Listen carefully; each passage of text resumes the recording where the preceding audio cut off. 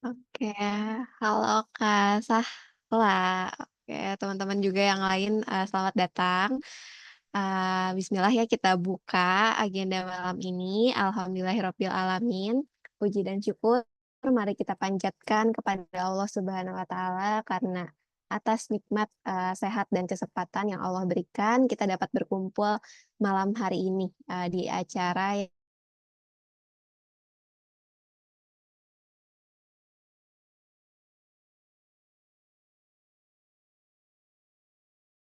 yang insya Allah ada Nabi kita, Nabi Muhammad SAW beserta keluarga, sahabat, dan para pengikutnya hingga akhir zaman nanti. Oke, teman-teman, gimana nih kabarnya teman Haya sekalian? Gimana kabar hari ini? Ada yang dalam kondisi baik kah?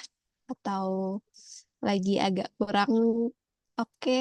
Mungkin boleh juga komentar di update kabarnya di chat ya teman-teman. Kalau ada yang mau berbagi kabar. Nggak kerasa kita udah masuk ke agenda keempat dari Heal Yourself Community ya teman-teman. Dari webinar rutinnya dan buat teman-teman yang mungkin baru bergabung di agenda yang keempat ini bisa cek rekaman-rekaman agenda sebelumnya di playlistnya Heal Yourself yang ada di grup ya teman-teman. Oke, nah hari ini insya Allah kita akan membahas satu topik yang menarik banget ya teman-teman tentang healing selaras fitrah. Nah, ada teman-teman yang mungkin udah pernah dengar-dengar istilah ini? Oke, dari Kak Indah, alhamdulillah dalam keadaan yang baik. Kak Syara juga alhamdulillah. Oke. Gimana nih? Ada yang udah pernah dengar teman-teman tentang healing selaras fitrah atau ini istilah yang baru pertama kali teman-teman dengar?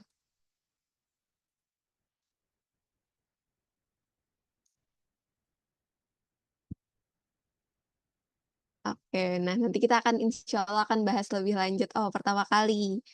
Oke, dari Kak Silma, ini pertama kali dengar tentang healing selaras fitrah. Oke, Kak Nova juga. Oh, oke. Insya Allah kita bakal bahas lebih lanjut ya, teman-teman, tentang healing selaras fitrah ini bersama pembicara kita atau narasumber kita malam ini. Ada Teh Novi. Teh Novi udah datang juga nih. Assalamualaikum Teh Novi. Waalaikumsalam warahmatullahi wabarakatuh. Oh, suara saya terdengar nggak nih, Resti dan teman-teman? Ah, terdengar Teh. Terdengar ya? Oke, ya. Alhamdulillah. Ya, Oke. Gimana kabarnya Teh Novi? alhamdulillah hari ini cukup damai dan sekaligus apa ya, penasaran, excited untuk bisa ketemu sama teman Haya semua pada malam hari ini. Oke, Masya Allah. Oke, Teh Novi. Alhamdulillah kabarnya Teh Novi baik nih. Insya Allah Teh Novi juga Ya udah siap ya Teh Allah. untuk berbagi nih tentang healing selaras fitrah. Karena ternyata dari beberapa Iya, iya. teman-teman baru pertama kali denger nih Teh katanya istilahnya. Oke, sip. Kalau gitu mungkin biar tidak memakan waktu lagi dan kayaknya teman-teman udah mulai penasaran, bisa kita mulai aja. Sama-sama kita buka ya teman-teman acara hari ini dengan membaca basmalah. Bismillahirrohmanirrohim dan kepada Teh Novi mungkin dipersilahkan untuk Baik. berbaginya nih. Ya, jazakillah khair, Teh Resti. Ya, bismillahirrahmanirrahim. Assalamualaikum warahmatullahi wabarakatuh. Selamat malam teman-teman semuanya. Alhamdulillahirabbil alamin. Wallazi arsala rasulahu bil huda wa dinil haq liyutsirahu ala dini kulli wa kafa billahi syahida.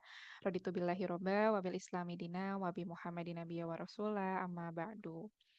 Alhamdulillah, senang sekali ini kesempatan pertama bagi saya untuk menemani agenda community yang online ya di komunitas Heal Yourself. Salam kenal teman-teman semuanya, saya Novi Oktaviana Mufti, founder dari Heal Yourself, yang insya Allah pada malam hari ini akan menemani teman-teman untuk berdiskusi terkait dengan healing selaras fitrah. Kebanyakan teman-teman mengira bahwa wajah Heal Yourself itu hanyalah tentang saya, gitu ya. Padahal sebetulnya teman-teman sama sekali tidak demikian, karena di balik Heal Yourself itu ada teman-teman saya yang hebat-hebat, yang sangat berdedikasi, yang kemudian menggodok semua materi, konten, dan lain sebagainya untuk kemudian ditemani teman-teman semua gitu ya, untuk kemudian bisa menghadirkan sudut pandang Islam terkait dengan isu-isu psikologis pada saat ini begitu ya. Ada Teh Resti yang tadi membuka acara kita sebagai lead dari content creator gitu ya. Kemudian ada Teh Indah yang biasanya mengurusi partnership, media partner dan lain sebagainya, dan juga ada Teh Fitri yang kemudian suka mendesain nih, semua yang teman-teman lihat di Heal Yourself itu adalah hasil tangannya Teh Fitri gitu ya. Oleh karena itu, alhamdulillah bersamaan dengan Teh Resti, Teh Indah, dan Teh Fitri, malam hari ini senang sekali saya bisa berkesempatan akhirnya menyapa secara langsung teman-teman Haya yang ada di room Zoom pada malam hari ini. Kalau mungkin sebelumnya kita lebih sering diskusi secara lebih pasif ya pada segmen Q&A bareng psikolog, dan hari ini insya Allah kita akan berdiskusi secara lebih aktif gitu. Terima kasih banyak teman-teman yang sudah bersedia bergabung begitu ya untuk menjadi member community dari Heal Yourself. Mudah-mudahan community-nya bisa menjadi rumah yang nyaman untuk teman-teman semuanya, untuk berbagi, untuk berdiskusi bersama, dan bahkan insya Allah ke depannya kita akan ada agenda-agenda khusus ya Teh Resti yang melibatkan teman-teman terkait dengan beberapa aktivitas yang akan ada di beberapa bulan ke depan. Ini spoiler aja dulu, tapi kegiatannya apa mungkin nanti kita akan bahas lebih lanjut di kesempatan yang lain. Ya, boleh tahu dong teman-teman di sini follow Heal Yourself dari tahun berapa nih kira-kira? Sebelum Ada nggak yang dari misalnya 2019 atau 2020 ketika Heal Yourself pertama kali hadir? Ada? 2024. Wah, Masya Allah, 2024 berarti followers baru ya. Salam kenal loh. Ada yang udah lupa nih ya, tapi udah lama katanya ada yang 2019, 2023. Iya, singkat cerita teman-teman, Heal Yourself ini lahir di tahun 2019 ya. Awalnya tidak pernah terbayang akan menjadi seperti sekarang ini. Jadi tadinya cuman second account dari saya pribadi aja yang memang senang membahas mengenai healing begitu ya. Tetapi ternyata alhamdulillah banyak sambutan yang baik dan Allah hadirkan berbagai jalan gitu ya hingga akhirnya ternyata ada komunitinya nih sampai sekarang gitu ya. Dan buat teman-teman followers baru, salam kenal. Mudah-mudahan Heal Yourself bisa menjadi teman yang baik buat teman-teman semuanya dalam memproseskan diri menuju healing selaras fitrah. Dan saya mau share screen dulu nih teman-teman. Apakah teman-teman sudah bisa melihat screen dari saya atau belum ya?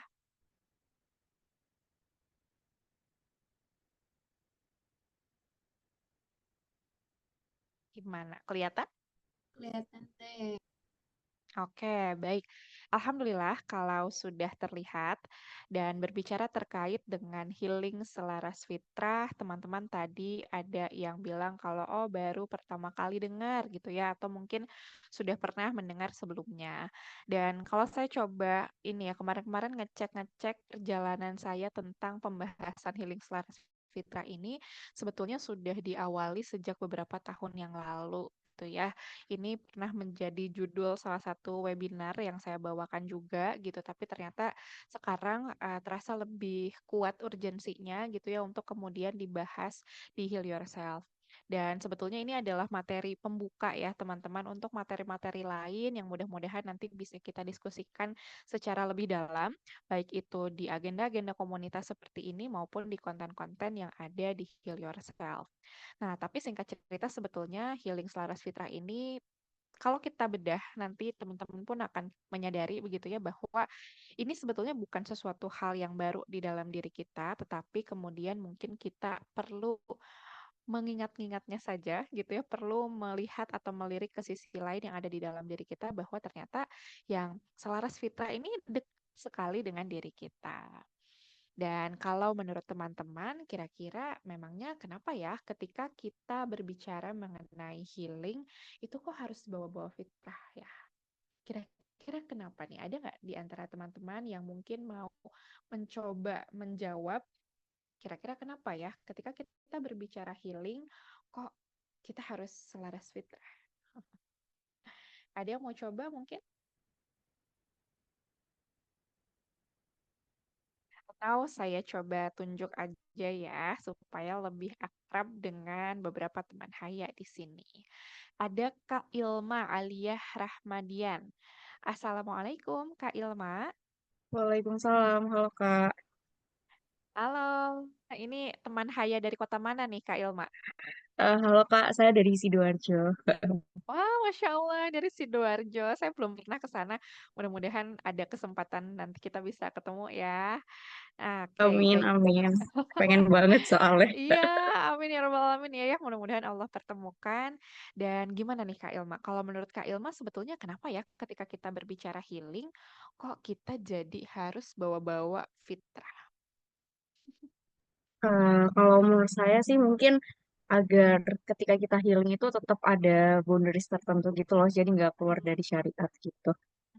Oke. Wah, Masya Allah. Ini jawabannya singkat, padat, tapi nampol banget ya terkait dengan boundaries dan supaya selaras dengan syariat. Jazakillah khair, Kak Ilma. Oke, ada teman yang lain yang mau berpendapat mungkin terkait dengan apa yang menjadi jawaban pertanyaan saya di slide ini. Ada yang mau berbagi? Atau mau saya tunjuk lagi kali ya, supaya kita lebih kenal lah ya. Nah, ini ada siapa ya? Ada yang raise hand kah? Oh, belum ada. Sebentar ya, ada Kak Siti Dian Prastika. Assalamualaikum Kak, ini kayaknya namanya nggak asing nih. Saya suka lihat di beberapa agenda saya pribadi atau agenda Heal Yourself. Adakah Siti Dian?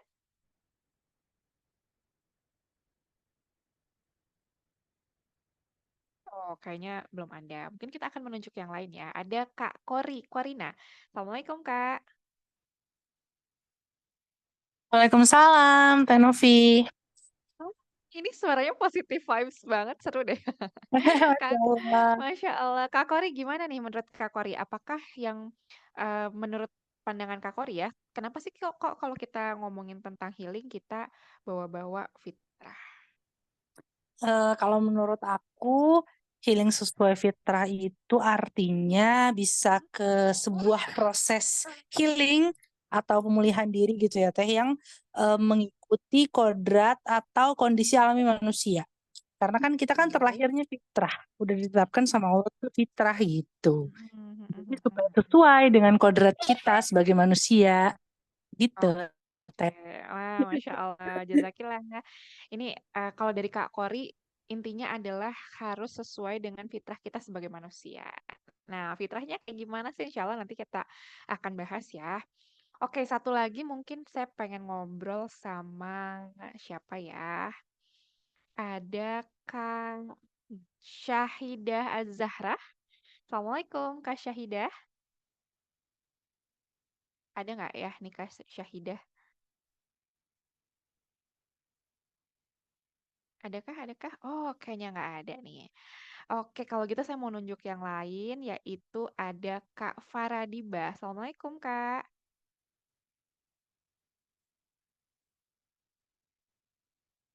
Ada? Ini pada kemana? Oke, baik. Nggak ada juga. Mari kita tunjuk yang lain ya. Ada Kak Dian Pratiwi. Apakah Kak Dian ada di sana? Halo Kak Dian. Wah, nggak ada juga nih ternyata. Oke, baik. Kita coba tunjuk Kak Lutfi Kurotu Aini. Assalamualaikum Kak Lutfi. Waalaikumsalam. Nah, ada. Alhamdulillah. Iya, Kak Lutfi gimana nih kalau menurut Kak Lutfi ya, apakah yang menjadi pendapat Kak Lutfi terkait dengan kenapa ya ketika kita berbicara tentang healing, kok kita jadi bawa-bawa fitrah nih? Ya, kalau menurut saya pribadi, karena bagaimanapun caranya, ketika kita healing gitu, itu tetap harus pada koridor yang ditetapkan oleh Allah. Jangan sampai kita healing, tapi kita melupakan tujuan kita di dunia atau fitrah yang Allah beri begitu. Hmm, Teh. Masya Allah. Iya, oke. Artinya jangan sampai lupa gitu ya terhadap suatu hal yang jauh lebih penting daripada healing itu sendiri gitu ya, Kalvi ya.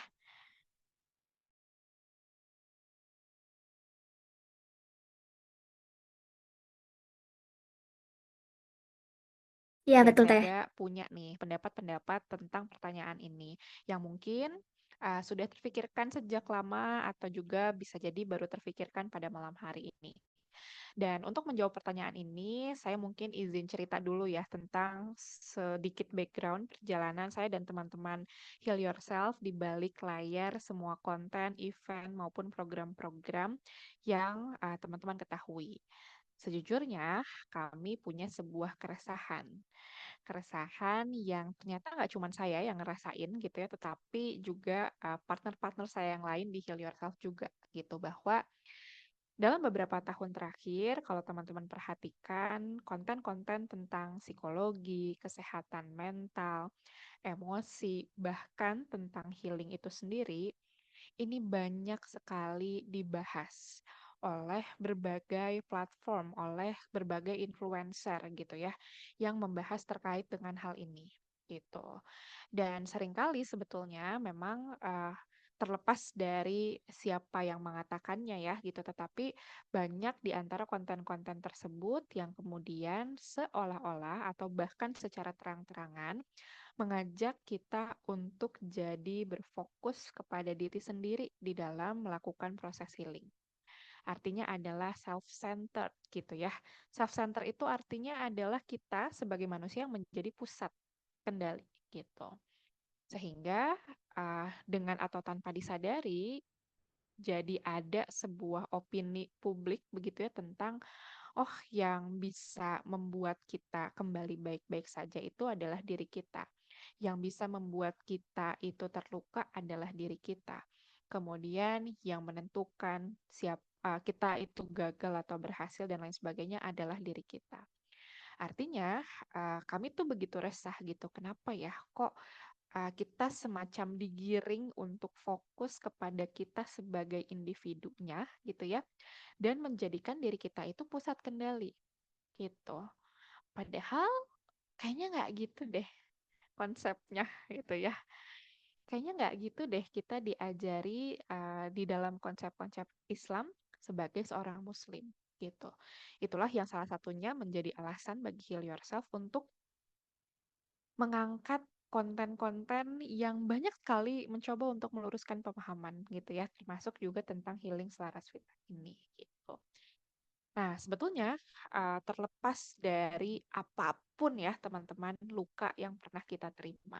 Nah, kalau berbicara tentang luka di sini sebetulnya kan nggak harus kita berbicara luka serius ya, trauma dan lain-lain gitu. Tetapi misalnya hal-hal yang nggak menyenangkan aja ya yang terjadi di dalam kehidupan kita sehari-hari yang membuat kita jadinya butuh healing, pada akhirnya itu akan mempertemukan kita dengan sebuah kebutuhan yang very basic, sangat mendasar, yaitu tentang kebutuhan untuk healing yang selaras dengan fitrah kita sebagai hambanya Allah. Jadi, di dalam urusan healing ini, kita sebetulnya tidak cukup hanya membahas bahwa kita adalah manusia, tetapi kita harus membahas lebih dalam lagi bahwa kita ini adalah hambanya Allah gitu. Karena kalau kita hanya membahas terkait dengan kita adalah manusia, maka kita akan menghilangkan sebuah aspek penting di dalam diri kita, yaitu aspek spiritual. Insya Allah nanti kita akan bahas gitu ya. Tetapi ketika kita fokus untuk menyadari bahwa fitrahnya kita ini adalah seorang hamba Allah, maka pertanyaan yang kemudian akan muncul adalah, oh kalau kayak gitu berarti saya yang hamba Allah ini butuh healing yang seperti apa ya kira-kira yang akan benar-benar menjawab apa yang menjadi kebutuhan jiwa saya gitu. Dan terkait hal ini sebetulnya jauh sebelum Heal Yourself ada, bahkan saat itu Heal Yourself belum direncanakan ada gitu ya. Saya sebetulnya sudah punya keresahan tentang ini. Jadi dulu saya kuliah psikologi kan gitu ya. Dan di S1 itu saya sebetulnya pernah berpikir atau pernah mengira gitu ya bahwa psikologi itu udah ilmu yang paling keren banget lah gitu. bisa menyelesaikan masalah, bisa memahami manusia gitu ya. Kemudian juga bisa menguak sebuah tabir yang ada pada diri individu dan lain sebagainya. Namun, tepat di akhir perkuliahan S1 saya, di tingkat akhir, sesuatu terjadi pada hidup saya. Saat itu, saya mengalami berbagai keterpurukan lah, katakanlah begitu ya. Yang kemudian membuat saya menyadari bahwa, oh psikologi ternyata nggak bisa jawab nih apa yang jadi keresahan saya, gitu.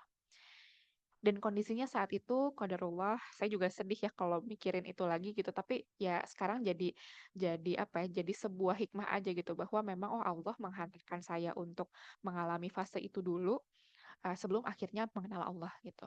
Karena pada saat itu saya ngerasa terpuruk tadi gitu ya, dan itu jadi semakin parah, semakin kayak nggak ada gitu ya jalan keluarnya kayak karena saya nggak kenal Allah gitu. Saya nggak kenal konsep hidup sebagai Muslim itu seharusnya kayak gimana sih gitu.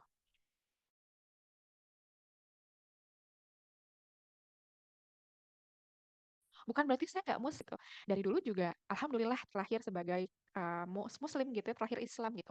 Tapi yang saya rasakan pada saat itu adalah ya sudah hidup berislam menurut saya pada waktu itu adalah ya udah tentang sholat saja, tentang saum saja, dan hal-hal yang sifatnya ritual lainnya gitu. Sehingga keresahan atau keterpurukan itu membuat saya merasa kayaknya ada yang kurang, kayaknya ada yang hampa, kayaknya ini mentok nih gitu. Dan disitulah yang atas seizin Allah kemudian menjadi pintu gitu ya yang membuka perjalanan saya selanjutnya untuk mengenal Allah, untuk penasaran Al-Quran ini isinya apa sih gitu ya. Sehingga perjalanan itu ternyata mempertemukan saya dengan diri saya sendiri yang pada hakikatnya adalah seorang hamba Allah. Dan disitulah saya jadi terinsight bahwa oh psikologi itu kalau nggak pakai Islam tuh mentok doang deh kayaknya gitu. Dia tidak benar-benar tepat menjawab apa yang menjadi kebutuhan manusia gitu. Karena apalagi pada saat itu ya di tahun saya lulus S1 itu psikologi Islam belum berkembang seperti sekarang gitu. Artinya pembahasan mengenai jiwa, spiritualitas dan lain sebagainya itu tidak populer lah ya gitu. Maka yang pada saat itu saya hayati adalah oh oke, psikologi itu bisa ngebahas tentang individu gitu ya, tetapi ada yang lack atau ada yang kurang, yaitu sisi spiritualitas atau sisi jiwanya itu nggak terbahas. Padahal itu yang justru merupakan inti dari diri seorang hamba Allah kalau menurut Islam gitu. Sehingga kalau teman-teman sadari ya, ketika kita berusaha menyelesaikan masalah-masalah kita tapi nggak balik ke Allah, maka ya udah mentok aja cuman sampai di situ gitu. Kayak itu nggak ngebawa kita kepada penyelesaian atau solusi yang benar-benar jiwa kita butuhkan gitu. Intinya ada nih kelaparan atau kehausan yang masih dirasakan oleh jiwa kita sekalipun kita sudah merasa seolah-olah banyak mengusahakan sesuatu hal. Oleh karena itu teman-teman, saya yakin nggak ada di antara kita 63 orang yang ada di kelas ini yang saat ini hidupnya benar-benar baik-baik saja. Atau yang nggak pernah punya luka sama sekali, nggak ada gitu ya. Tetapi terlepas dari luka apapun yang sedang kita rasakan atau yang pernah kita terima di masa lalu, pada akhirnya kita perlu atau kita butuh untuk melihat diri kita secara lebih dalam bahwa kita ini bukan sebatas manusia. Kita adalah hambanya Allah. Oleh karena itu, proses healing yang kita butuhkan itu nggak bisa dengan cara yang lain kecuali dengan healing yang selaras dengan fitrah itu. Gitu ya. Dan apa sih yang dimaksud dengan fitrah? Sebetulnya ada banyak sekali yang membahas terkait dengan konsep fitrah ini. Bahkan kalau kita kuliti secara lebih dalam, pembahasan ini sebetulnya juga lumayan dalam gitu ya. Tetapi saya mengambil salah satunya yang terkait dengan fitrah ini dari Aisyah Uts gitu ya. Kalau teman-teman sering mengikuti kelas-kelas saya terkait dengan mental health, saya sering banget sebetulnya membahas terkait Aisyah Uts ini gitu ya, karena beliau adalah salah satu katakanlah source gitu ya atau role model ketika saya mempelajari psikologi Islam.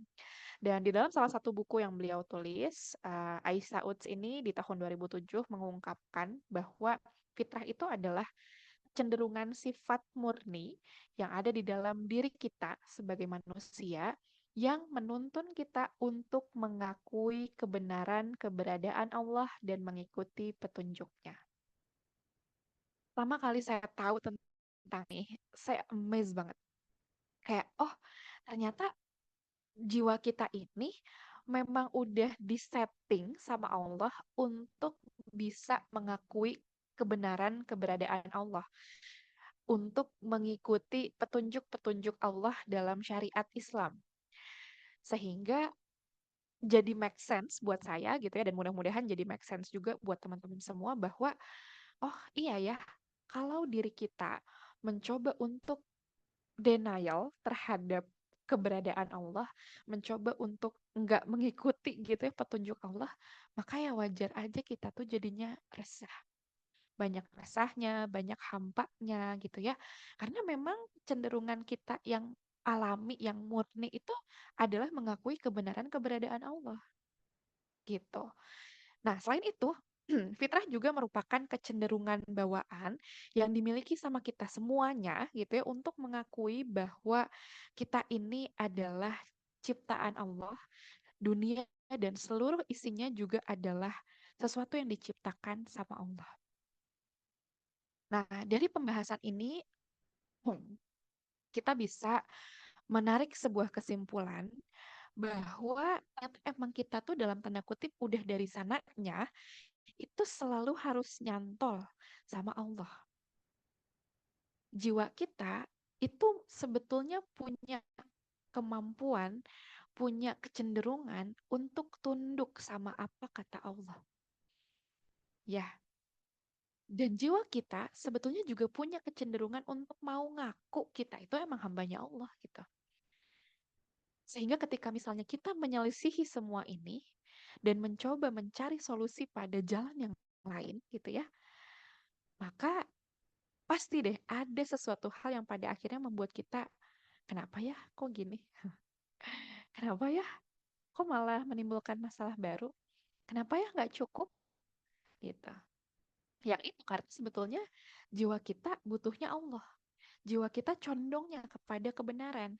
Jiwa kita cocoknya sama syariat-syariat yang Allah tetapkan di dalam din Islam. Gitu. Artinya ketika kita terlahir sebagai seorang muslim, pada dasarnya memang sudah selayaknya kita itu menjalani hidup sebagai seorang mukmin muslim, gitu ya.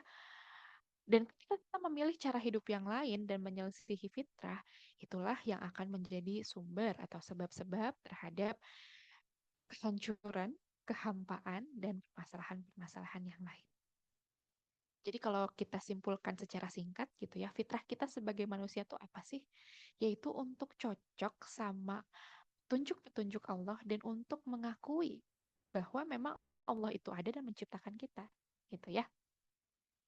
Nah, terkait dengan hal ini, Allah sudah memberikan gambaran sebetulnya kepada kita semua di surat Ar-Rum ya, ayat ke-30. Maka hadapkanlah wajahmu dengan lurus kepada din Islam sesuai fitrah Allah. Kemudian ayat ini dilanjutkan, disebabkan dia telah menciptakan manusia menurut fitrah itu. Tidak ada perubahan pada ciptaan Allah, itulah din yang lurus, tetapi kebanyakan manusia tidak mengetahui. Nah, bagian akhir dari ayat ini nampaknya jadi sebuah tamparan ya buat diri kita. Bahwa oh sebetulnya kita itu punya fitrah ini gitu ya untuk senantiasa cocok dengan din Islam, untuk menghadapkan wajah jiwa kita kepada Allah. Tetapi jangan-jangan selama ini ketika kita tidak menjalani hidup dengan cara ini, jangan-jangan kita tidak tahu atau kita tidak mau tahu gitu. Kalau tidak tahu, maka tidak apa-apa ya. Dan justru inilah mungkin momennya pada malam hari ini kita dibukakan tabirnya sama Allah dan kita jadi tahu gitu. Kan Allah tidak akan menghukum orang yang nggak tahu ya, gitu. Tetapi justru yang jadi masalah adalah kalau kita tahu tapi kita memilih untuk abai, atau justru ya udah kita nggak mau cari tahu aja, gitu ya. Dan ayat ini sebetulnya menegaskan kepada kita bahwa selain kita butuh healing yang selaras dengan fitrah sebagai hamba Allah, kita juga butuh menjalani hidup yang sesuai dengan fitrah sebagai hamba Allah. Jadi berbicara tentang healing, berbicara tentang bagaimana kita menyembuhkan luka, memang nggak bisa terlepas dari sebuah pengakuan bahwa kita adalah hambanya Allah.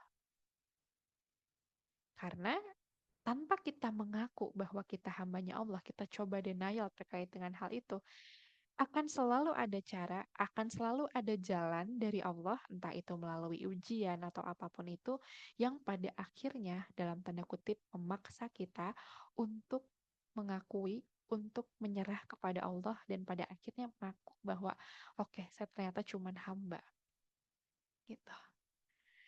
Kadang kita jadi lupa atau dikaburkan gitu ya pemaknaannya tentang hal ini karena kita fokus terhadap hal-hal yang ada pada diri kita dan mengira itu adalah tentang diri kita sendiri. Misalnya gini, mm, meskipun nggak mengatakannya secara lisan gitu ya, tetapi misalnya gini, ya aku mah bakalan bisa karena aku kan pintar.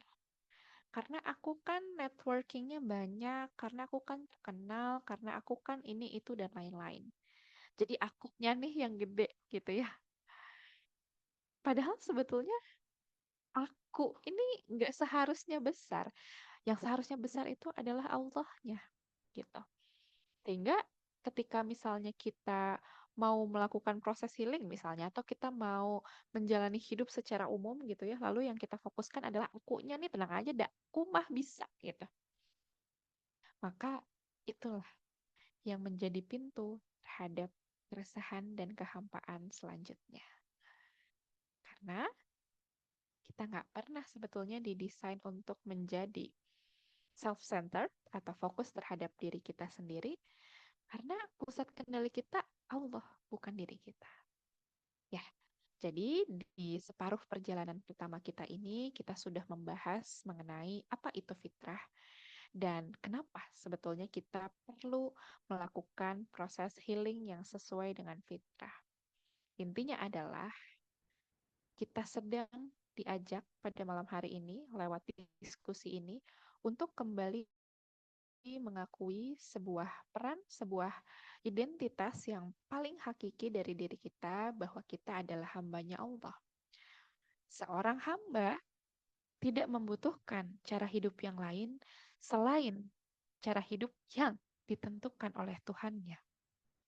Seorang hamba tidak membutuhkan cara healing yang lain selain cara healing yang selaras dengan fitrahnya sebagai seorang hamba. Sampai sini, teman-teman sudah memahamikah apa yang disampaikan? Jika sudah, silahkan tuliskan angka 1 pada kolom chat.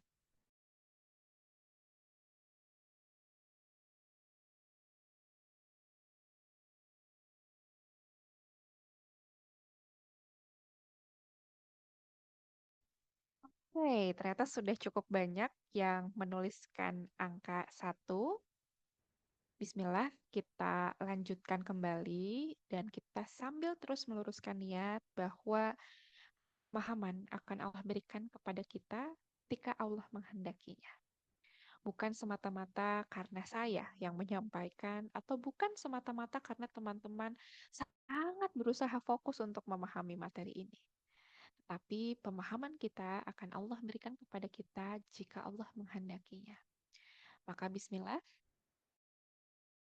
di separuh perjalanan ini, yuk kita mintakan lagi kepada Allah, mudah-mudahan Allah memudahkan kita untuk mendiskusikan dan memahami apa yang akan kita bahas di slide-slide berikutnya. Nah, selanjutnya saya ingin mengajak kepada sebuah slide nih ya yang ada di hadapan teman-teman yang menggambarkan ada dua segitiga. Yang menghadap ke atas segitiganya, yang satu menghadap ke bawah. Teman-teman pernah mendengar nama Abraham Maslow? Mungkin pernah ya. Saya yakin sebetulnya sebagian besar di antara teman-teman ini sudah pernah nih mendengar nama beliau. Karena meskipun teman-teman bukan anak psikologi pun, nama beliau ini sebetulnya banyak dibahas di jurusan-jurusan yang lain gitu ya. Dan singkat cerita, Abraham Maslow ini adalah seorang tokoh psikologi yang banyak membahas mengenai teori motivasi. Kita akan membahas dulu segitiga yang warnanya murni biru ya, sebelum membahas yang warna-warni. Jadi, Abraham Maslow ini pernah membuat sebuah konsep teori yang mengatakan bahwa kebutuhan kita yang paling mendasar itu adalah kebutuhan-kebutuhan yang sifatnya fisiologis. Tubuh gitu ya. Lapar, haus, seksualitas gitu ya. Lalu kemudian kebutuhan rasa aman, kasih sayang, penghargaan, aktualisasi diri, dan terakhir kebutuhan transenden. Di dalam konsep ini, Abraham Maslow ini mengungkapkan bahwa kebutuhan mendasar manusia itu bukan kebutuhan untuk terhubung kepada Allah gitu, bukan. Tetapi kebutuhan yang sifatnya fisiologis tadi, gitu ya. Asalnya, konsep yang beliau sampaikan itu hanya sebatas kepada aktualisasi diri, gitu. Aktualisasi diri di sini pernah dianggap sebagai kebutuhan puncak dari seorang manusia. Artinya ketika misalkan manusia itu sudah memenuhi kebutuhan-kebutuhan yang ada di bawahnya, maka kemudian manusia ini butuh untuk mengaktualisasikan dirinya, katanya begitu. Namun, uh, atas izin Allah juga tentunya ya gitu. Kabarnya dan bahkan beliau ini menuliskan juga di bukunya gitu ya, di buku yang pernah membahas mengenai kebutuhan transenden gitu ya, bahwa di akhir masa hidupnya Abraham Maslow ini seperti mengevaluasi kembali cara berpikirnya beliau terkait dengan kebutuhan diri di dalam diri manusia. Kayak kenapa ya kok ada orang yang kemudian sudah mengaktualisasikan dirinya pun tetap merasa hidupnya nggak fulfill, nggak utuh gitu. Dan di tengah pergolakan itulah maka Abraham Maslow memunculkan sebuah pemikiran gitu ya bahwa oh ternyata manusia itu butuh untuk terhubung dengan beliau menyebutnya the higher power dengan sesuatu yang lebih besar, lebih powerful dibandingkan dengan dirinya. Lalu beliau menamakan kebutuhan itu namanya adalah kebutuhan transenden. Nah, bisa dilihat bahwa di dalam segitiga yang biru ini, kebutuhan untuk terhubung dengan kekuatan yang jauh lebih besar daripada diri manusia itu adanya di atas gitu ya, kebutuhannya kecil gitu kalau dibandingkan dengan kebutuhan fisiologis. Karena kan segitiga itu semakin ke atas seperti yang kita lihat semakin kecil gitu ya. Nah, itulah yang dibahas oleh Abraham Maslow sebagai seorang tokoh dari barat gitu ya.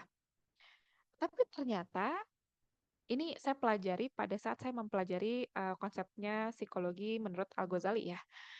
Ternyata pada saat itu guru saya membedah kembali gitu ya kebutuhan-kebutuhan Abraham Maslow dalam teori humanistik ini dan ternyata sebelum kemudian kita lahir ke dunia sekalipun gitu ya,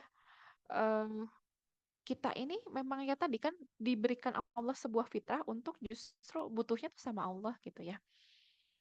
Sehingga yang besar sebetulnya kebutuhan kita itu bukan fisiologi sebetulnya, tetapi transenden dan ini banyak dibahas oleh Imam Al-Ghazali gitu ya. Nah, oleh karena itu yuk kita coba bergeser fokusnya kepada segitiga yang di sebelahnya yang berwarna-warni ini gitu ya. Dimana ternyata kalau menurut Al-Ghazali dan ini selaras juga dengan fitrah kita sebagai manusia, justru kebutuhan kita yang besar itu adalah kebutuhan transenden. Gitu ya. Ini cara bacanya dari atas ke bawah ya, teman-teman. Justru yang paling besar, yang paling dibutuhkan, yang paling mendasar itu adalah kebutuhan kita untuk makrifat kepada Allah. Singkat cerita, makna dari makrifat ini adalah mengenal Allah. Gitu ya. Jadi kalau kita berbicara tentang fitrah di slide-slide sebelumnya, kemudian kita melihat segitiga ini yang dari Al-Ghazali ini, wah ini cocok banget ya gitu bahwa benar kebutuhan kita yang paling mendasar itu ya terhubung sama Allah gitu. baru kemudian kebutuhan-kebutuhan yang lain. Bahkan kalau dibaca dari bawah ke atas, dari materi, fisiologis, rasa aman, aktualisasi, kemudian transenden, Imam Al-Ghazali mengungkapkan bahwa kebutuhan yang satu dengan kebutuhan yang lain itu sifatnya adalah saling melayani. Contohnya gini, saling melayani yang dimaksud itu adalah bisa jadi seorang individu itu secara materi dia tidak tercukupi sebetulnya. Katakanlah tidak berkecukupan lah gitu ya. Tetapi kemudian ketika dia memberikan hartanya kepada orang yang membutuhkan, sebagian dari hartanya gitu ya, sebetulnya dia sedang memenuhi kebutuhannya untuk transenden gitu ya. Untuk koneksi sama Allah, untuk mencari ridhonya Allah gitu. Sehingga kalau kita berkaca pada diri kita sebagai muslim ya, apakah kita harus terpenuhi dulu materinya baru bisa terkoneksi sama Allah? Apakah kita harus cukup dulu makanan dan tempat tinggalnya baru bisa dekat sama Allah? Kan enggak ya gitu. Apakah kita harus selalu berada dalam kondisi yang sehat dan afiat baru bisa kita itu memaknai hidup sesuai dengan Al-Qur'an misalnya? Kan enggak juga gitu ya. Artinya ada satu konsep yang sebetulnya jadi terevaluasi gitu ya kalau kita melihatnya dari kacamata kita sebagai mukmin muslim gitu, bahwa kebutuhan utama kita itu adalah yang selaras dengan fitrah kita, yaitu terhubung, terkoneksi, mengenal Allah gitu ya. Dan kebutuhan-kebutuhan yang lain sebetulnya tadi dipenuhi untuk bisa terhubung sama Allah gitu, kebayang ya insya Allah gitu. Jadi misalnya gini, oh kalau kebutuhan harta itu adalah kebutuhan yang paling sedikit karena dia segitiganya sangat runcing, apakah kemudian kita sebagai muslim itu nggak boleh mencari harta? Nggak seperti itu gitu ya, karena justru dengan misalnya kita punya materi yang optimal, kita bisa beribadah dengan lebih baik. Begitupun dengan aspek-aspek yang lain, ketika kita bisa kemudian memenuhi kebutuhan fisik kita secara optimal, kemudian kita bisa sehat ya. Itu adalah cara yang sebetulnya kita gunakan atau kita optimalkan untuk bisa memenuhi kebutuhan kita untuk terhubung sama Allah gitu. Nah, pada intinya teman-teman gak usah pusing sama segitiganya yang satu madep atas, satu madep bawah, dan lain sebagainya gitu ya. Ini hanya pengantar saja untuk menguatkan kita terhadap sebuah pemahaman bahwa pada dasarnya kebutuhan mendasar kita adalah kebutuhan terhadap Allah sebetulnya. Gitu ya. Sekalipun kita sedang berkekurangan, sekalipun kita sedang secara materi nggak punya uang misalnya gitu ya, tetapi kalau jiwa kita terkoneksi sama Allah, maka biasanya ya masalah-masalah seperti itu tidak akan menjadi persoalan yang rumit buat kita. Sehingga kita perlu mengakui bahwa kita emang butuh banget sama Allah. Kebutuhan kita sama Allah itu gede banget, termasuk soal menyembuhkan luka, termasuk soal healing gitu. Sehingga ketika kita mencoba healing dengan cara-cara yang lain, apa misalnya? Check out toko oren, toko ijo, atau makan makanan yang lagi viral misalnya, atau traveling, atau nonton berepisode-episode film sampai kita menangis, sampai kita tertidur misalnya. Itu bukan healing yang sesungguhnya. Karena healing yang sesungguhnya itu adalah tentang bagaimana kita mengupayakan untuk mengembalikan hakikat jiwa kita agar kembali mendekat kepada Allah gitu. Dan berdasarkan konsep ini juga sebetulnya itulah yang dilakukan oleh psikolog-psikolog maupun coach yang ada di layanan Heal Yourself.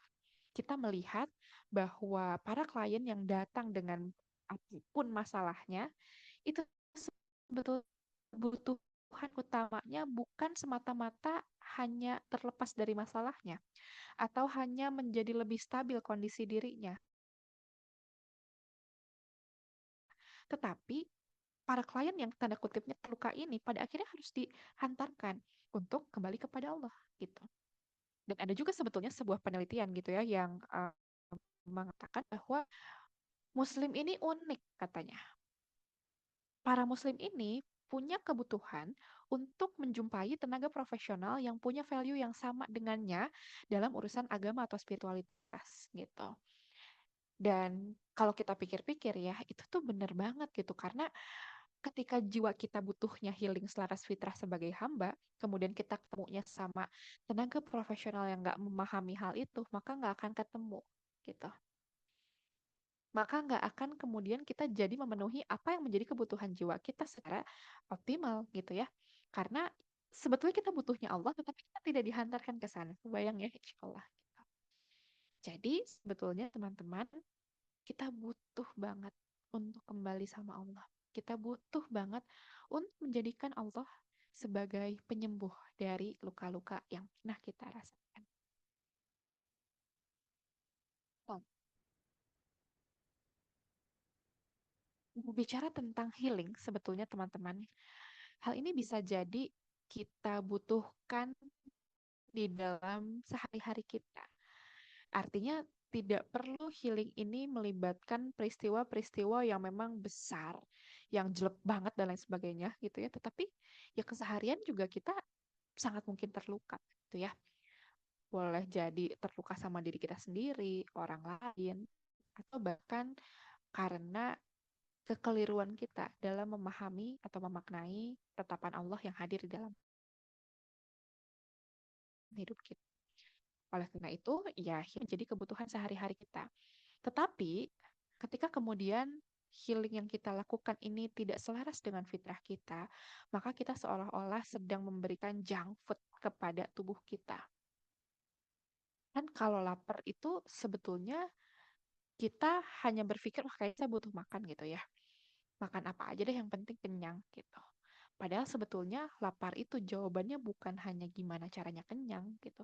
Tetapi gimana caranya agar apa yang kita makan itu kan memenuhi kebutuhan nutrisi yang ada di dalam diri kita. Sehingga kalau kita makannya junk food gitu ya, maka sebetulnya ya kenyang sih. Tapi apakah itu menjawab apa yang menjadi kebutuhan nutrisi diri kita? Kan enggak gitu. Contoh, misal teman-teman yang di Bandung mungkin familiar ya dengan banyak banget jajanan-jajanan yang nice to eat. Kayak apa? Seblak gitu ya, apalagi cireng dan lain sebagainya lah ya. Banyak banget makanan-makanan yang cici-cici kayak gitu. Dan nggak bohong itu pada enak gitu ya, makanan-makanan yang kayak gitu tuh gitu. Apalagi oh di Bandung nih, Heal Yourself di Bandung ya. Kita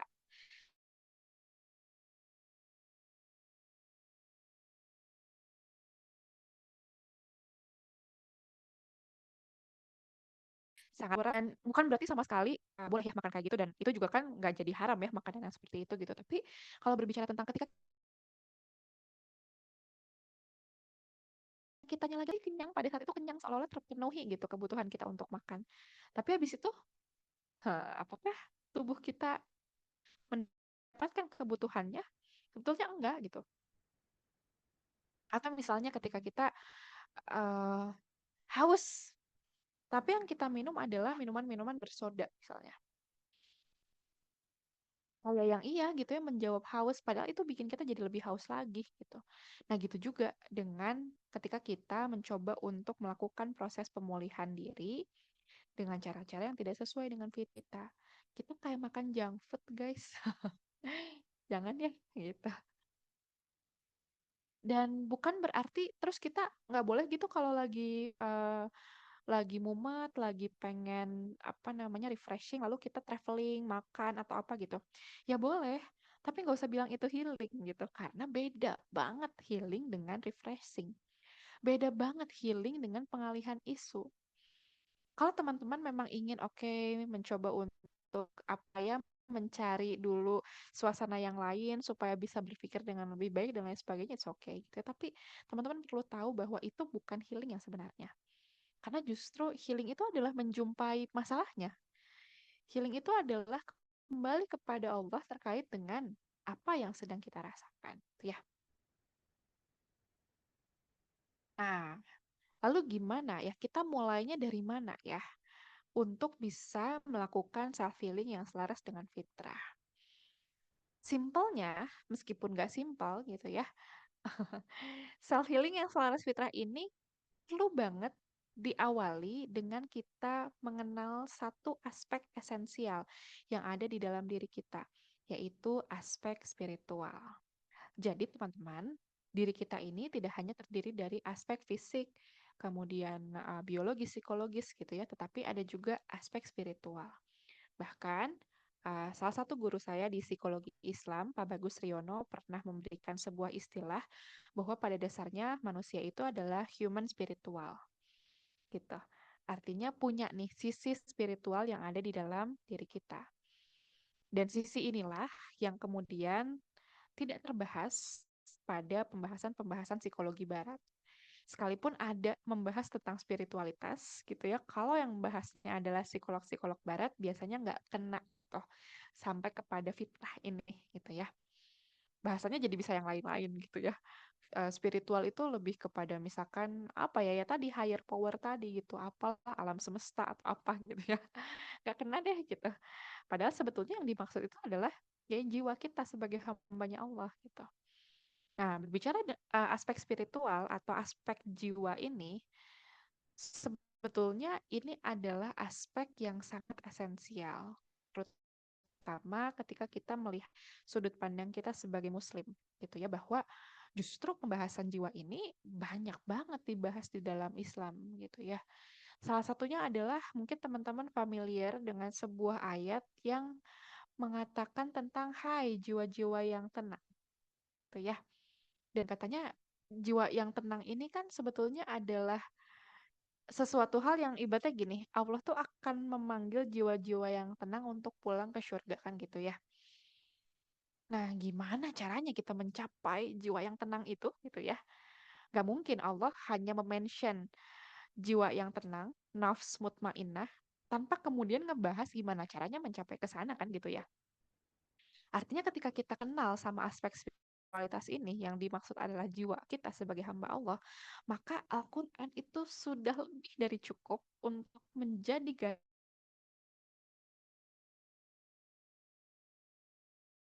hidupkan jiwa kita. Gimana caranya kita memenuhi kebutuhan jiwa kita? Bagaimana caranya kita menjalani hidup agar jiwa kita nggak menjadi marid atau mati gitu ya.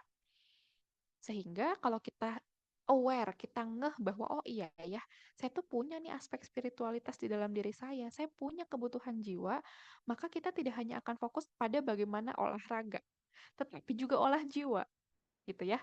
Yaitu dengan misalnya jiwa kita butuhnya Allah nih. Oke, oleh karena itu berarti kita butuh ya.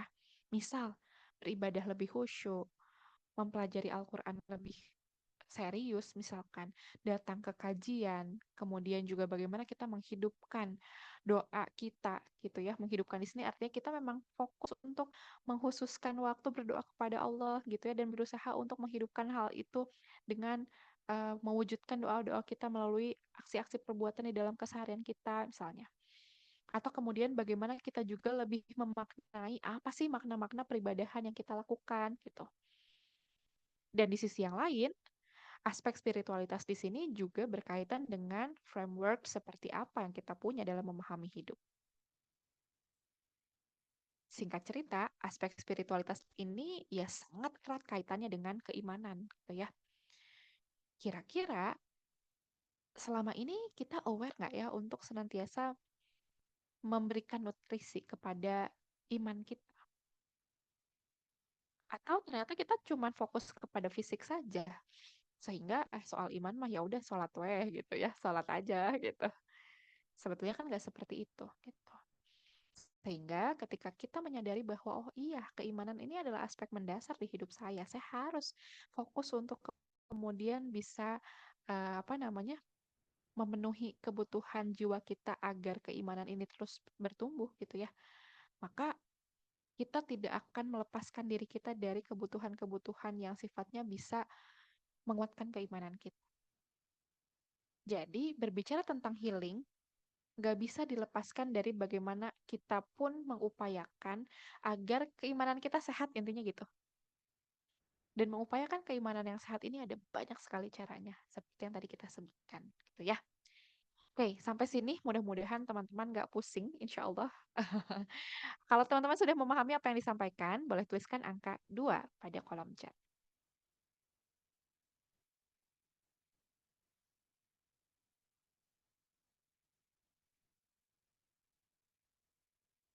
Oke, kalau gitu sudah siapkah untuk melanjutkan ke slide berikutnya? Siap ya, insya Allah ya. Oke, baik. Kita lanjutkan teman-teman. Nah, kita akan membahas mengenai kebutuhan yang sifatnya spiritual ya, gitu. Jadi, kalau kita berbicara tentang jiwa, sebetulnya apa sih yang jiwa kita butuhkan supaya kita bisa melakukan proses healing yang selaras dengan fitrah. Nah, disclaimer dulu, penjelasan ini saya dapatkan dari sebuah jurnal. Judulnya adalah Transcendence, The Most Important Spiritual Need of Muslim Older Adult, a Content Analysis Study. Nah, ini jurnalnya menurut saya sangat mind-blowing dan kayak, oh excited banget saya ketika baca terkait dengan hal ini ya gitu, karena memaknai bahwa oh ternyata hal-hal seperti ini tidak hanya ada di Al-Quran dan kita bisa mempelajarinya dari situ gitu, tetapi ada juga ternyata keilmuan yang sifatnya penelitian yang justru menguatkan bagaimana cara kita memahami apa yang ada di dalam Al-Quran gitu ya. Jadi sebetulnya ada 3 kategori kebutuhan spiritual yang kita butuhkan sebagai seorang hamba Allah. Yang pertama adalah religious need, yang kedua adalah the need of transcendence, dan yang ketiga adalah the needs of connection. Nah, religious needs ini adalah kebutuhan yang terkait dengan religiusitas. Nanti kita akan bahas lebih lanjut ya. Kemudian transcendence ini seperti yang banyak tadi kita bahas adalah kebutuhan kita kait dengan bagaimana kita punya makna yang lebih luhur atau bagaimana kita terhubung dengan sesuatu dalam tanda kutip gitu ya yang uh, higher power, lebih powerful daripada diri kita. Dan yang terakhir, the need of connection ini adalah kebutuhan kita untuk punya keterhubungan. Kita bahas satu-satu ya teman-teman. Yang pertama dari religious need, di sini terbagi menjadi 2 ya, yaitu ada religious belief dan ada religious practice. Sebetulnya secara umum, apa bedanya spiritualitas dengan religiusitas? Kalau spiritualitas itu seperti namanya, dia spiritnya gitu ya. Tetapi kalau religiusitas ini adalah prakteknya. Jadi singkat cerita gini, keimanan itu adalah tentang spiritualitasnya, tapi sholat adalah tentang religiusitasnya. Singkat cerita seperti itu gitu ya. Dan apa itu religious belief? Yaitu tentang bagaimana kita punya kebutuhan yang berkaitan dengan keyakinan atau keimanan kita terhadap keberadaan Allah. Kita butuh punya keyakinan itu, kita butuh untuk meyakini keberadaan Allah, Nabi, Rasul, dan kehidupan setelah kematian dan lain sebagainya. Ini selaras ya dengan bagaimana tadi di awal kita memaknai apa itu fitrah dan apa yang menjadi fitrah diri kita sebagai hamba Allah. Kemudian, religious practice berkaitan dengan praktek peribadahan tadi, gitu ya. Baik itu yang sifatnya individual, seperti misalnya sholat, saum, mengaji, dan lain sebagainya, maupun yang melibatkan orang lain, seperti zakat, menyantuni fakir miskin, hadir di majelis ilmu, dan lain sebagainya. Artinya teman-teman, kita itu tidak hanya sekedar butuh memahami atau meyakini tentang Allah, tetapi juga butuh untuk mengkonkretkannya di dalam praktek-praktek peribadahan. Hal ini juga nyambung dengan apa makna iman, gitu ya kan? Iman itu tasdik bil kolbi, ikrar bil lisan, dan amal bil arkan. Artinya kita tidak dapat dikatakan beriman jika hanya meyakini dengan hati, tetapi kita tidak mengatakan dan tidak melangkahkannya di dalam perbuatan. Iman itu harus simultan, tiga-tiganya harus ada. Kita meyakini dengan hati, kemudian mengatakan dengan lisan, dan melangkahkan dalam perbuatan. Dan kalau kita balik kepada slide ini tentang religious need, ternyata kita tidak cukup hanya perlu meyakini saja di dalam hati kita, tetapi harus apa nih hal konkretnya, prakteknya seperti apa nih gitu ya. Karena sebaik-baik peribadahan yang kita lakukan, peribadahan dalam makna religiusitas tadi ya, itu adalah peribadahan yang lahir bukan hanya dari ya udah saya kan udah biasa sholat gitu ya, tetapi lahir dari bagaimana kita punya keyakinan yang benar tentang Allah gitu. Ada kemudian pertanyaan dari saya lupa apakah dari klien atau dari orang yang ikut webinar seperti ini gitu ya, tentang kenapa saya sudah sholat, saya sudah berdoa, saya sudah saum dan lain-lain gitu ya, tapi saya tetap belum tenang katanya gitu. Dan dia mengira bahwa oh ya sholat saja cukup untuk menjawab itu gitu ya. Padahal sebenarnya kalau ditarik lagi gitu ya, bahwa sholat hanya akan menjadi sebatas gerakan jika kita tidak melandasinya dengan keimanan gitu. Dan yang kita butuhkan sebagai seorang hamba Allah yang selaras dengan fitrah kita sebagai hamba Allah, itu ya memang bukan sholat sekedar sholat gitu, tetapi sholat yang berangkat dari keyakinan terhadap Allah gitu. Nah, itulah yang terkait dengan religious need ya, teman-teman. Kemudian terkait dengan transcendence ini ternyata ada dua. Yang pertama ada meaning of life, yang kedua ada purposefulness. Nah, meaning of life ini adalah kita butuh untuk punya pemaknaan yang benar tentang hidup. Dan pemaknaan yang benar tentang hidup tidak akan pernah kita dapatkan dari sumber-sumber yang lain selain dari Al-Quran. Kemudian, bagaimana kita punya tujuan hidup yang benar, teman-teman ya, punya purpose gitu di dalam hidup kita, itu juga jadi sesuatu yang penting buat kita, ya. Karena tanpa kita punya tujuan, maka kita nggak akan punya kehidupan yang bermakna, gitu. Tanpa kita punya goals, maka kita hanya akan ya udah ngambang aja gitu, mengalir aja gitu. Padahal sebetulnya yang kita butuhkan kan punya satu yang mengikat gitu ya, yang membuat kita bangun pagi lebih semangat, contohnya kan gitu ya. Artinya sebetulnya kita butuh untuk bisa punya pemaknaan hidup yang tepat dan juga tujuan hidup yang tepat. Dan seringkali dua hal inilah yang kalau saya tangkap dari temuan dengan klien-klien saya ya, dua hal ini yang biasanya seringkali hilang ketika kita ngerasa hidup kita sudah tidak lagi punya harapan. Saat kita ngerasa udahlah, udah nggak layak dilanjutkan nih hidup gitu ya. Atau misalkan ketika kita ngerasa wah hidup kita sangat penuh dengan keterpurukan gitu. Nah, biasanya yang hilang dua hal ini gitu. Meskipun banyak ya aspek-aspek lain juga yang hilang gitu, tetapi yang secara umum dan cukup ter-highlight gitu ya adalah ini gitu. Memaknai ujian dengan cara yang keliru gitu ya, dan juga nggak punya tujuan gitu. Dan yang terakhir adalah the need of connection. Koneksinya ini ternyata bukan hanya dengan Allah sebetulnya gitu ya, tetapi dengan alam semesta atau alam sekitar kita, dengan orang lain gitu ya. Dan mungkin juga meskipun tidak terbahas di jurnal ini ya, sebetulnya saya meyakini bahwa kita juga butuh untuk hubung dengan diri kita sendiri gitu ya, in a good way. Nah, koneksi yang dimaksud ini adalah bagaimana kita punya keterhubungan jiwa dengan Allah, keterhubungan kita dengan alam, keterhubungan kita dengan orang lain. Keterhubungan jiwa dengan Allah sudah banyak kita bahas pada slide-slide sebelumnya. Kemudian kebutuhan tentang diri kita dengan alam itu bagaimana biasanya ketika kita lagi mumet, misalnya ini contoh ya, lagi mumet kemudian kita ke alam, kita jadi bisa lebih tenang. Kemudian kalau di dalam apa ya, aktivitas kita sebagai muslim kan ada ya yang namanya rihlah gitu, untuk jalan-jalan sebetulnya, tapi dalam rangka melihat kebesaran Allah, dalam rangka terkoneksi kembali dengan kebesaran-kebesaran Allah gitu ya. Dan yang terakhir adalah, oh ternyata Allah tahu banget ya kita ini adalah makhluk sosial. Kita nggak terhubung sama orang lain. Bahkan kalau di dalam sebuah jurnal lain yang pernah saya baca juga ketika saya menulis tesis gitu ya, ternyata keterhubungan dengan manusia lain atau individu yang lain itu dibutuhkan oleh kita sebagai seorang muslim, tapi dengan catatan bukan sekedar terhubung.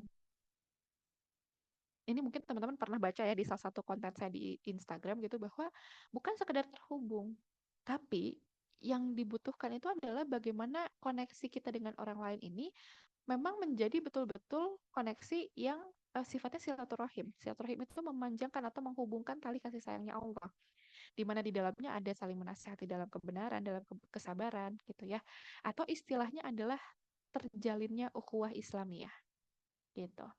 Nah, ukhuwah Islamiyah itu bukan hanya sekedar datang ke kajian bareng gitu ya, tetapi bagaimana kita bisa jadi eh, partner atau bestie gitu ya, yang sama-sama membersamai dalam menjalani hidup, kemudian saling mengingatkan tentang Allah, artinya koneksinya juga koneksi yang meaningful gitu.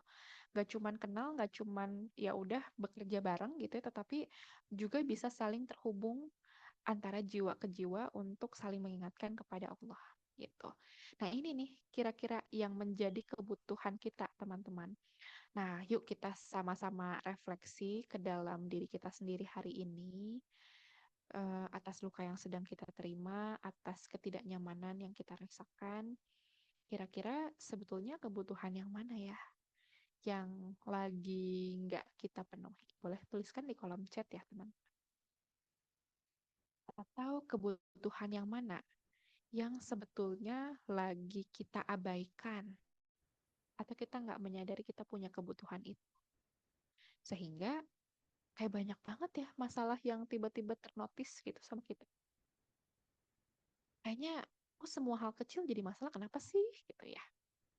Ah, jangan-jangan ini nih gitu ya. Apa ya yang lagi nggak terpenuhi gitu di dalam diri kita? Apakah kita lagi nggak yakin sama ketetapan Allah? Apakah kita lagi nggak menjiwai hidup kita sebagai hamba Allah? Kita lagi nggak fokus sama Allah?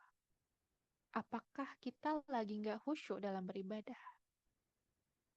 Apakah kita sedang terlalu sibuk melihat luka-luka kita sehingga kita lupa untuk memaknai bahwa luka Allah hadirkan agar kita kembali kepadanya?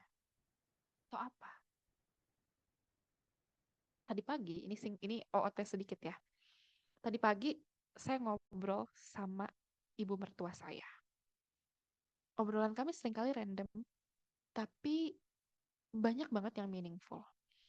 Salah satu contohnya tadi pagi, ketika tiba-tiba ibu mertua saya bilang bahwa, Teh, sebetulnya kan yang paling ngeri itu adalah pikiran kita sendiri ya, gitu. Pikiran kita itu tempat yang paling mengerikan, kata ibu saya gitu. Dan sambil ngedengerin itu, saya tuh diem gitu ya, diem sambil merefleksikan ke dalam diri saya sendiri gitu ya, bahwa iya nih saya lagi ngerasain ini gitu. Lagi ngerasain bahwa ada banyak pikiran-pikiran yang bersarang di kepala saya yang jauh lebih mengerikan dibandingkan dengan kenyataan yang saya hadapi sebetulnya gitu. Oh, ternyata ini ya yang bikin saya ngerasa resah misalnya gitu. Makanya saya senang banget nih bisa sharing ini pada malam hari ini ya. Sharing tentang materi ini karena saya ngerasa justru yang butuh tuh saya gitu. Saya sedang butuh ngingetin diri saya sendiri tentang materi ini gitu. Kemudian tadi gitu, oh iya ya bener banget ya gitu, bahwa pikiran kita tuh bisa lebih ngeri gitu. Terus ibu mertua saya tuh bilang gitu bahwa ya jangan-jangan ya di dalam pikiran kita tuh lagi nggak ada Allah gitu. Kita lagi sibuk aja menjalani hari-hari gitu. Sibuk dari satu aktivitas ke aktivitas yang lain, sibuk menjalani hidup yang gitu-gitu aja gitu ya, yang ya memang ada ujiannya dan lain-lain, tapi kita kehilangan keterhubungan sama Allah. Jadi kita nggak bisa memaknai gitu, kita tuh lagi ngapain sih sekarang gitu. Nah, wah itu benar banget. Saya jadi diam ya, meskipun pada saat itu saya belum bisa bercerita banyak ya, tetapi ya obrolan itu cukup jadi refleksi gitu ya buat diri saya bahwa oh ya kayaknya yang sedang harus saya perbaiki adalah bagaimana saya terhubung sama Allah gitu. Dan kalau berbicara ini ya di apa di slide ini, kalau buat saya ternyata connection with Allah gitu yang saat ini menjadi PR buat saya untuk diperbaiki gitu. Mana kondisinya lagi haid gitu kan, jadi oh no gitu. Tapi kemudian setelah obrolan pagi tadi saya jadi kembali oh ya memaknai sholat saya gitu ya. Kemudian tadi saya habis perjalanan cukup jauh gitu ya di mobil, saya nggak cukup banyak ngobrol sama suami saya gitu ya, tapi kayak banyak ngelihat pemandangan sambil zikir gitu ya, dan itu rasanya aduh nikmat banget, enak banget. Oh ternyata ini ya yang hati saya butuhkan, yang jiwa saya butuhkan gitu. Dan saya yakin sebetulnya teman-teman pun punya tuh apa namanya proses itu pastinya di dalam diri teman-teman gitu. Ketika misalnya awalnya kita pikir kita wah banyak masalahnya gitu, kita butuhnya apa dan lain-lain. Padahal one click kita butuhnya Allah gitu ya. Nah, di sini juga ternyata banyak nih teman-teman yang sedang berefleksi bareng-bareng dengan saya ya gitu bahwa oh ternyata yang dibutuhkan silaturahim, yang dibutuhkan connection with others gitu ya. Ternyata butuh sholat lebih khusyuk dan lain sebagainya. Nah, barangkali kita bisa nih mencoba membereskan hidup kita dimulai dari apa yang sedang kita sadari saat ini tentang apa yang kurang, apa yang sedang bermasalah gitu ya. Saya berbicara di sini tentu bukan sebagai orang yang sudah paling oke, tenang gitu ya, enggak gitu. Bahkan tadi saya juga cerita bahwa saya berproses gitu tentang ini. Maka yuk teman-teman berproses bareng-bareng. Saya yakin Allah akan nunjukin jalannya ke kita untuk bagaimana sih caranya healing selaras fitrah gitu. Nah, boleh jadi luka yang kita terima hari ini adalah cara Allah untuk menghantarkan kita supaya kita kembali kepada fitrah kita sebagai hamba dan memproseskan untuk bisa menyembuhkan luka kita sesuai dengan tadi ya identitas kita sebagai seorang hamba Allah. Nah, lalu apa ya pentingnya healing selaras fitrah? Yang pertama adalah kita jadi kembali fokus dan mengingat tujuan hidup kita ya teman-teman. Karena seperti yang tadi disampaikan oleh salah satu teman kita juga di awal tadi gitu ya bahwa ya hidup bukan hanya tentang healing gitu, tetapi kita bakalan pulang intinya kan gitu ya. Gitu. Sehingga kita pasti nggak pengen kan perjalanan kita terhambat langkahnya hanya karena kita ngurusin luka terus gitu.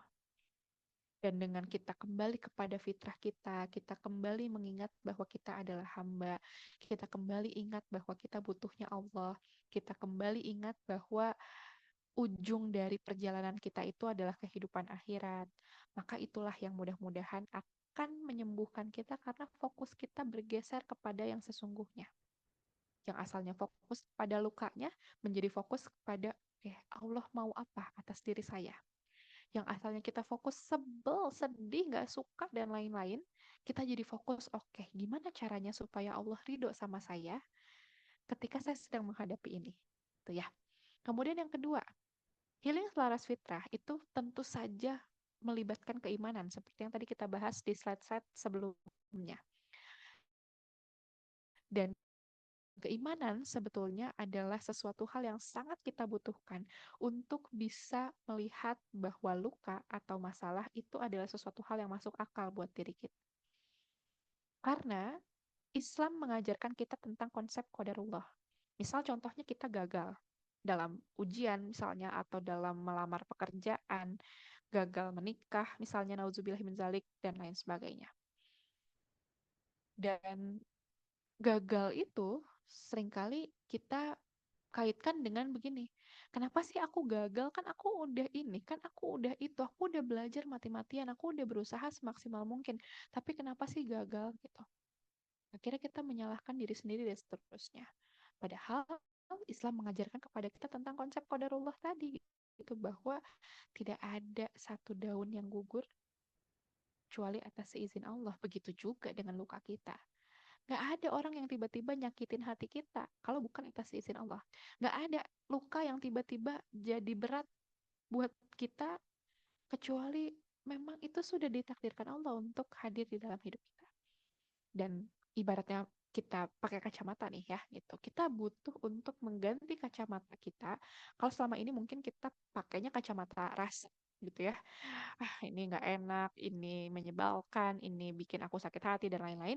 Kita ganti dengan kacamata keimanan sehingga kita bisa melihat bahwa oke, ini adalah cara Allah untuk bisa menghadirkan kepada saya jalan agar saya kembali kepada fitrah.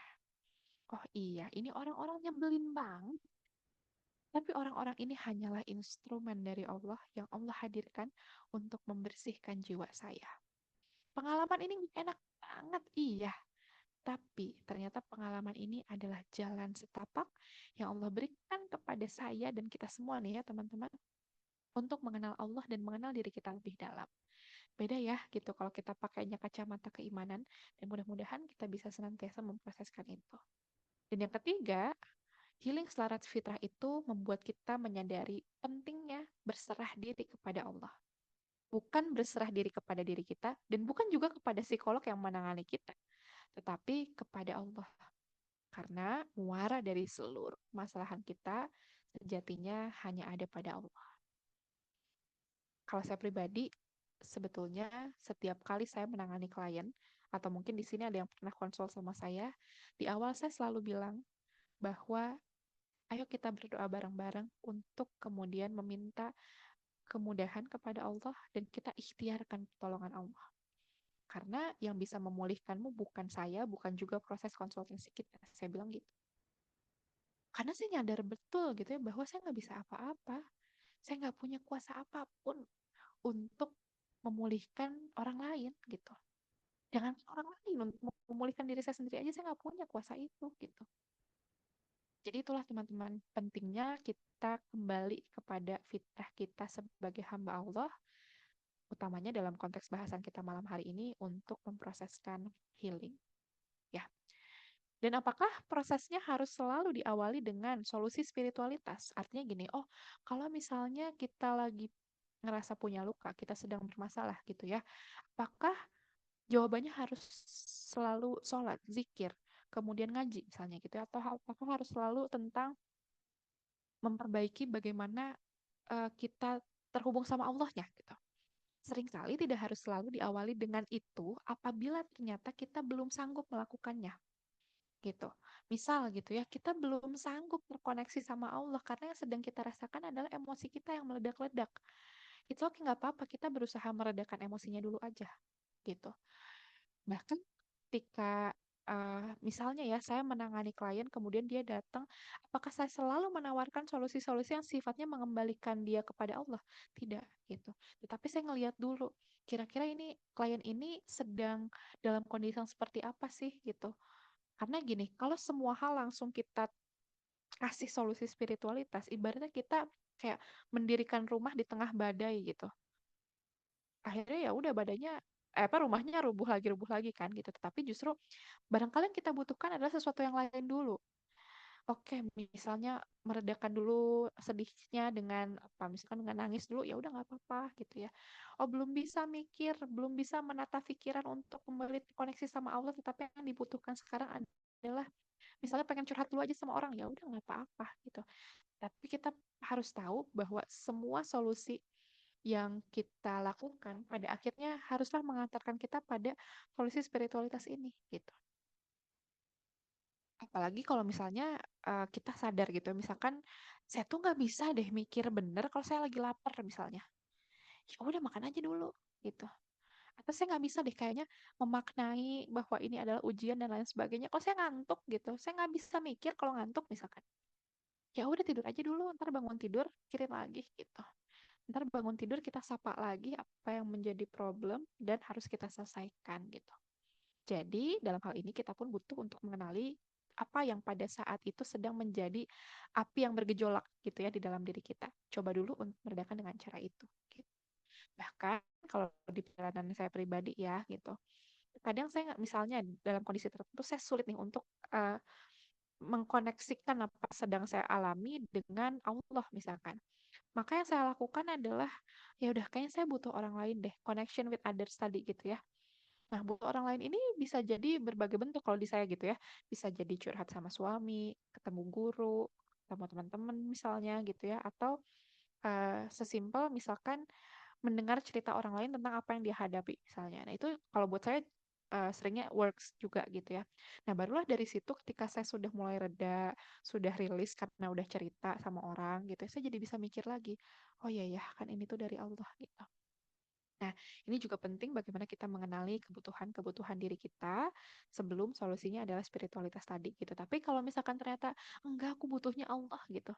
Enggak aku udah sanggup kok gitu untuk langsung ke kebutuhan ini gitu ya, itu bagus bagus banget gitu. Tapi terkadang di dalam kehidupan kita yang dinamikanya kadang-kadang nggak ketebak ini gitu ya, kadang-kadang kita sulit untuk mengendalikan diri kita sendiri. Maka kendalikanlah dari hal termudah yang bisa kita kendalikan.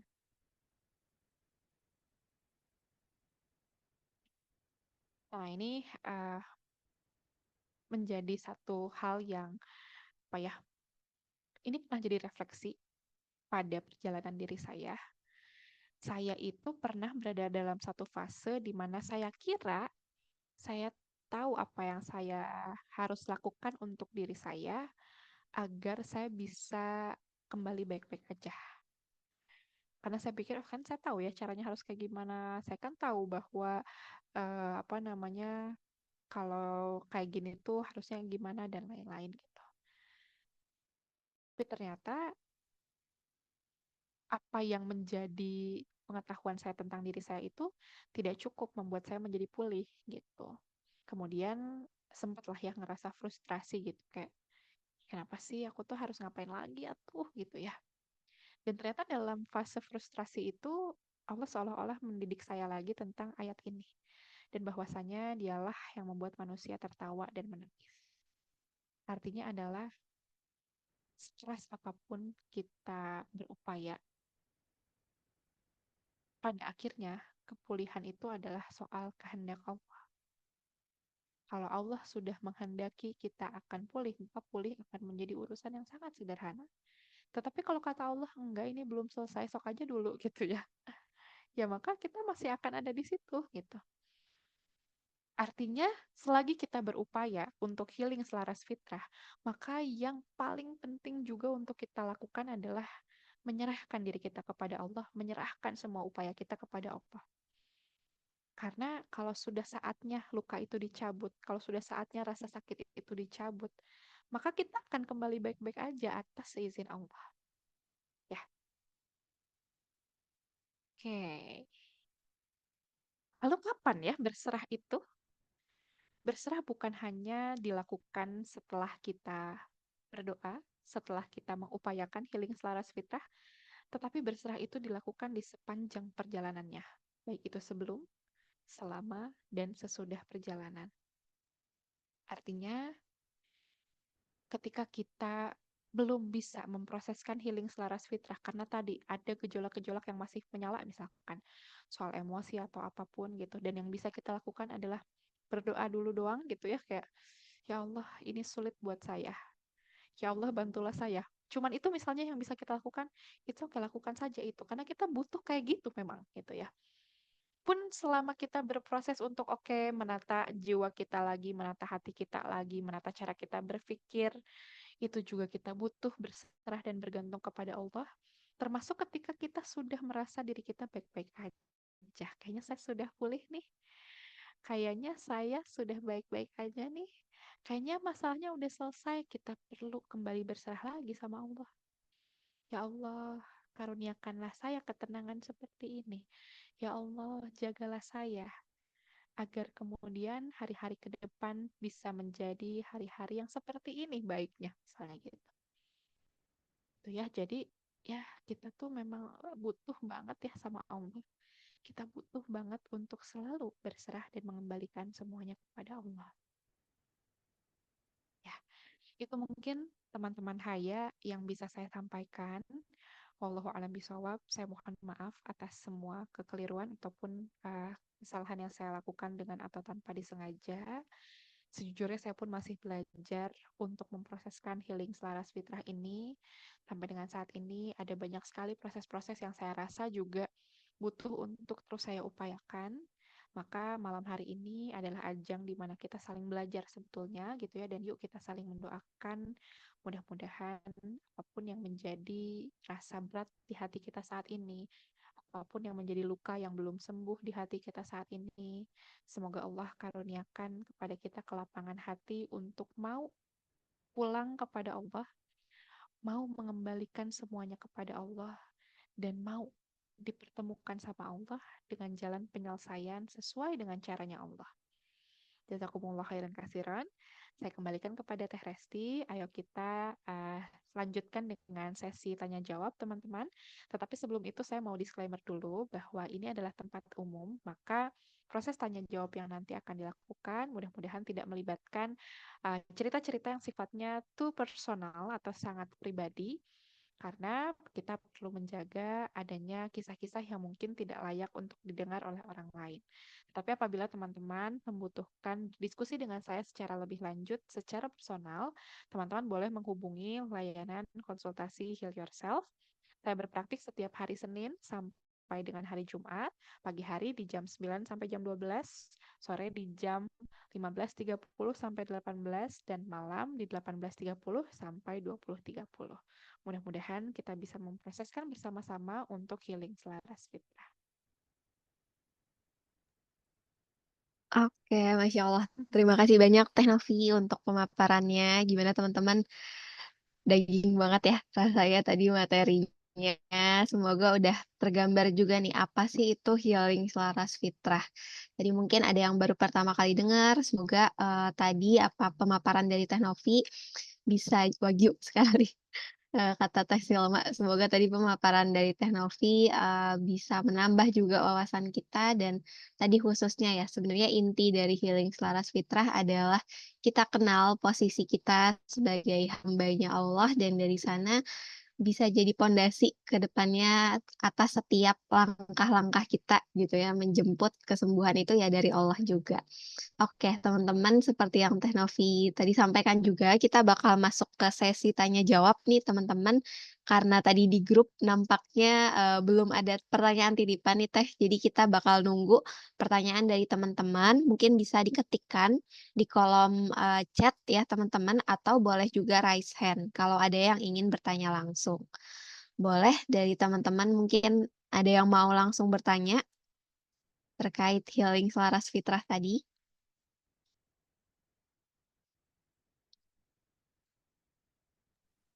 Ya, boleh silahkan teman-teman. Oke. Dan sambil menunggu teman-teman yang bertanya nih ya, Teresti kayak kita juga bisa spoiler nih gitu ya, bahwa Mm-mm.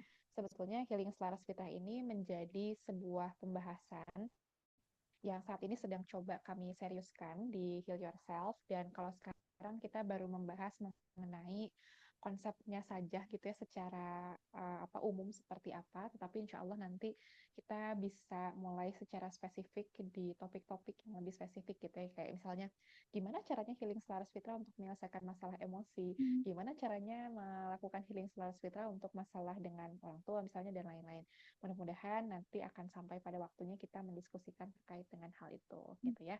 Dan sebetulnya teman-teman, kami juga mengundang nih teman-teman yang mungkin ingin berbagi cerita ya tentang perjalanan healingnya teman-teman, yang pada akhirnya mengembalikan teman-teman kepada Allah tuh kayak gimana sih prosesnya, kayak gimana sih ceritanya, dan apa sih yang teman-teman dapatkan sebagai insight gitu ya.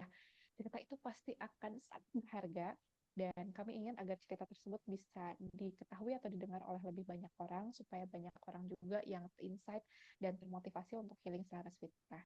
Kalau teman-teman mau berkenan menyampaikan cerita-cerita itu, boleh nanti menghubungi Teh Indah ya, supaya nanti kita bisa bekerja sama, bisa melakukan sebuah proyek kebaikan, insya Allah. Oke. Oke, sip. Insya Allah bener banget teman-teman nanti bisa langsung PC Teh Indah ada di grup ya, grup admin. Ya. Oke, ini udah ada pertanyaan yang masuk nih Teh. Tadi yang pertama Teh Dia mungkin lagi diketik, tapi ini ada dari Teh Sahla. Oke. Izin bertanya, menurut kakak sendiri seandainya menemukan konseli, oh ini posisinya sebagai orang yang mendengarkan nih Teh, sebagai konselor. Menurut kakak sendiri, seandainya menemukan konseli yang memiliki ambisi ibadah yang tinggi, tapi ini maksudnya saking Saking kayaknya ya. tingginya, ya, sehingga banyak orang yang mengira dia itu gila. Dan eling cek Sunda mah. Oke, khususnya healing kan termasuk mindfulness yang pernah dipaparkan oleh John Kabat-Zinn juga mengatakan bahwa mindfulness means paying attention in a particular way, on purpose in the present moment and non-judgmentally. Itu gimana ya, Kak? Oke, Oke. baik. Wah, Masya Allah, ini dari Kak Sahla, Masya Allah pertanyaannya baik sekali ya. Jadi terkait dengan bagaimana nih jika menemukan seseorang yang secara ibadah itu tinggi gitu ya, tetapi saking tingginya banyak orang mengira dia itu gila gitu ya. Nah, ini sebetulnya juga kita perlu melihat secara lebih komprehensif ya terhadap situasi orang tersebut gitu, sehingga kita tidak bisa melihat kondisi seorang individu hanya dari bagaimana ibadah yang terlihat saja gitu. Karena kalau tadi kita bahas dalam slide-slide materi ya, bahwa healing selaras fitrah ini bukan hanya menyoal peribadahan, tetapi bagaimana keyakinan yang ada di dalam jiwanya gitu. Dan lagi ini kalau kita refleksikan ke dalam perjalanan diri kita ya teman-teman semuanya gitu, bahwa pada dasarnya ujian atau luka yang menghampiri hidup kita itu seringkali bukan menguji sholat kita, bukan menguji mengajinya kita, tetapi menguji hal yang ada di kedalaman itu semua, yaitu keimanan kita gitu ya. Oleh karena itu memang ya ini ketika kita melihat banyak mungkin atau bahkan kita juga ya dalam dalam fase tertentu melihat diri kita bahwa ya saya tuh sebenarnya ngapain ya gitu. Maksudnya secara sholat oke, secara ngaji oke, tapi hampa itu bisa aja terjadi kan gitu. Karena tadi iman itu bukan hanya ibadah yang sifatnya ritual gitu, tapi banyak juga tentang hal-hal yang tidak terlihat di dalam diri kita. Tentang bagaimana kita memaknai Allah, bagaimana kita punya framework yang benar dalam berpikir dan lain sebagainya. Gitu ya, wallahu a'lam bishawab. Terima kasih banyak Kak Sahla atas pertanyaannya. Ya, semoga menjawab ya Kak Sahla. Oke, Iya. selanjutnya ada pertanyaan dari Kak Lutfi. Izin bertanya, apakah setiap luka murni dapat sembuh karena kehendaknya, atau kita seharusnya tetap mencari solusi pada psikolog untuk mengurai luka? Bagaimana agar kita selalu ridho dengan takdirnya? Wah, Masya Allah. Ini Kak Lutfi makasih banyak ya pertanyaannya. Mudah-mudahan jawaban atas pertanyaannya ini juga bisa mengutuhkan apa yang kita pahami dari materi pada malam hari ini ya, teman-teman. Jadi gini, sebetulnya dengan kita berpikir bahwa atau dengan kita memahami bahwa kepulihan diri kita itu murni karena kehendak Allah, itu tidak sama dengan menghilangkan porsi kita untuk mengupayakan hal-hal yang terbaik atas diri kita. Karena mengupayakan hal-hal yang terbaik untuk diri kita itu pun adalah perintah Allah. Kemudian bertanya sesuatu kepada ahlinya itu juga perintah Allah gitu ya. Oleh karena itu betul bahwa kepulihan adalah kehendaknya Allah. Tetapi kita sebagai hamba apa nih yang menjadi upaya konkretnya? Karena kepulihan tidak akan tiba-tiba hadir gitu ya. Kemudian kita tidak akan tiba-tiba baik-baik aja gitu kalau kita tidak memproseskan diri kita untuk kemudian menjemput kepulihan itu gitu. Sehingga ketika kita misalnya mencoba nih untuk memulihkan diri kita dengan cara-cara yang kita tahu tapi belum juga bisa menjawab permasalahan misalnya gitu ya, maka ketika kita menghubungi tenaga profesional itu juga perlu lurus dulu nih apa yang menjadi niatnya. Bukan kemudian kita oh ya pengen minta tolong sama psikolognya gitu. Atau karena yakin oh, katanya psikolog ini tuh bagus gitu. Aku mau kayaknya kalau aku ketemu dia mungkin aku akan pulih gitu. Bukan itu gitu, tapi lebih kepada bagaimana kita kemudian mengikhtiarkan pertolongan Allah lewat berkonsultasi kepada psikolog gitu. Karena pada dasarnya apa yang menjadi eh, kehendak Allah atas diri kita, apa yang menjadi solusi Allah atas diri kita itu, mungkin kita nggak akan tahu dari mana dia hadirnya gitu. Bisa jadi dari psikolog yang kita temui, bisa jadi dari buku yang kita baca, dari webinar yang kita ikuti, dan lain sebagainya gitu. Artinya, betul bahwa kepulihan adalah kehendak Allah. Tetapi kita sebagai manusia, sebagai hambanya Allah, diperintahkan untuk mengikhtiarkan solusi terbaik gitu. Gitu ya jawabannya insya Allah. Mudah-mudahan bisa memahami. Dan ini terakhir ada pertanyaan yang mungkin berbeda dengan konteksnya itu ya. Bagaimana agar kita selalu ridho dengan takdirnya Allah. Ada kata selalu di sini, dan menurut saya ini menarik ya. Karena fun fact, kita nggak selalu mudah nggak sih untuk ridho dan menerima apa yang menjadi takdir Allah atas diri kita. Sehingga kondisi selalu ridho tuh sesuatu yang mustahil terjadi sama diri kita. Akan ada kalanya kita bisa menerima, ada kalanya kita kesulitan untuk menerima, ada kalanya kita mudah menjalani apa yang di hadapan kita, ada kalanya juga sebaliknya gitu. Tetapi yang butuh kita lakukan adalah mengupayakan agar kemudian kita bisa menyerahkan diri kita atau bisa berserah kepada Allah atas apapun kondisi yang sedang kita hadapi gitu. Sekalipun misalnya kita notice gitu, ini kayaknya lagi nggak gampang nih gitu. Kemudian kita berupaya, ya it's okay, nggak apa-apa gitu. Karena adalah bagian dari ini ya keunikan kita gitu sebagai manusia bahwa kita memang gini gitu, nggak selamanya kita mudah menerima, nggak selamanya keimanan kita tuh optimal gitu. Tapi justru bisa nggak kita menjadikan fase-fase seperti itu atau kejadian-kejadian seperti itu yang kita alami sebagai cara untuk kita balik lagi ke Allah, balik lagi ke Allah sesulit apapun perjalanannya, gitu ya. Wallahu a'lam bishawab. Kita sampai jam berapa, Teh Resti? Ya, sampai jam 21.30 sih Teh. Kalau Oh ya, di oke, rumah. baik. Kita lanjutkan ya. Ya, oke Teh. Pertanyaan selanjutnya nih, kalau kita tidak mampu untuk melakukan koneksi kepada orang lain, baik itu karena tidak mampu secara hati atau tidak mampu secara fisik, apakah itu artinya belum mampu mencapai kesempurnaan keimanan ataupun kesempurnaan healing? Oke, Masya Allah. Ini pertanyaannya susah-susah, gemes. Terima kasih banyak, Kak Evi. Sebetulnya gini ya, terkoneksi dengan orang lain itu bukan berarti tentang kesempurnaan keimanan sih sebetulnya ya. Karena kesempurnaan keimanan itu ada 3 tadi.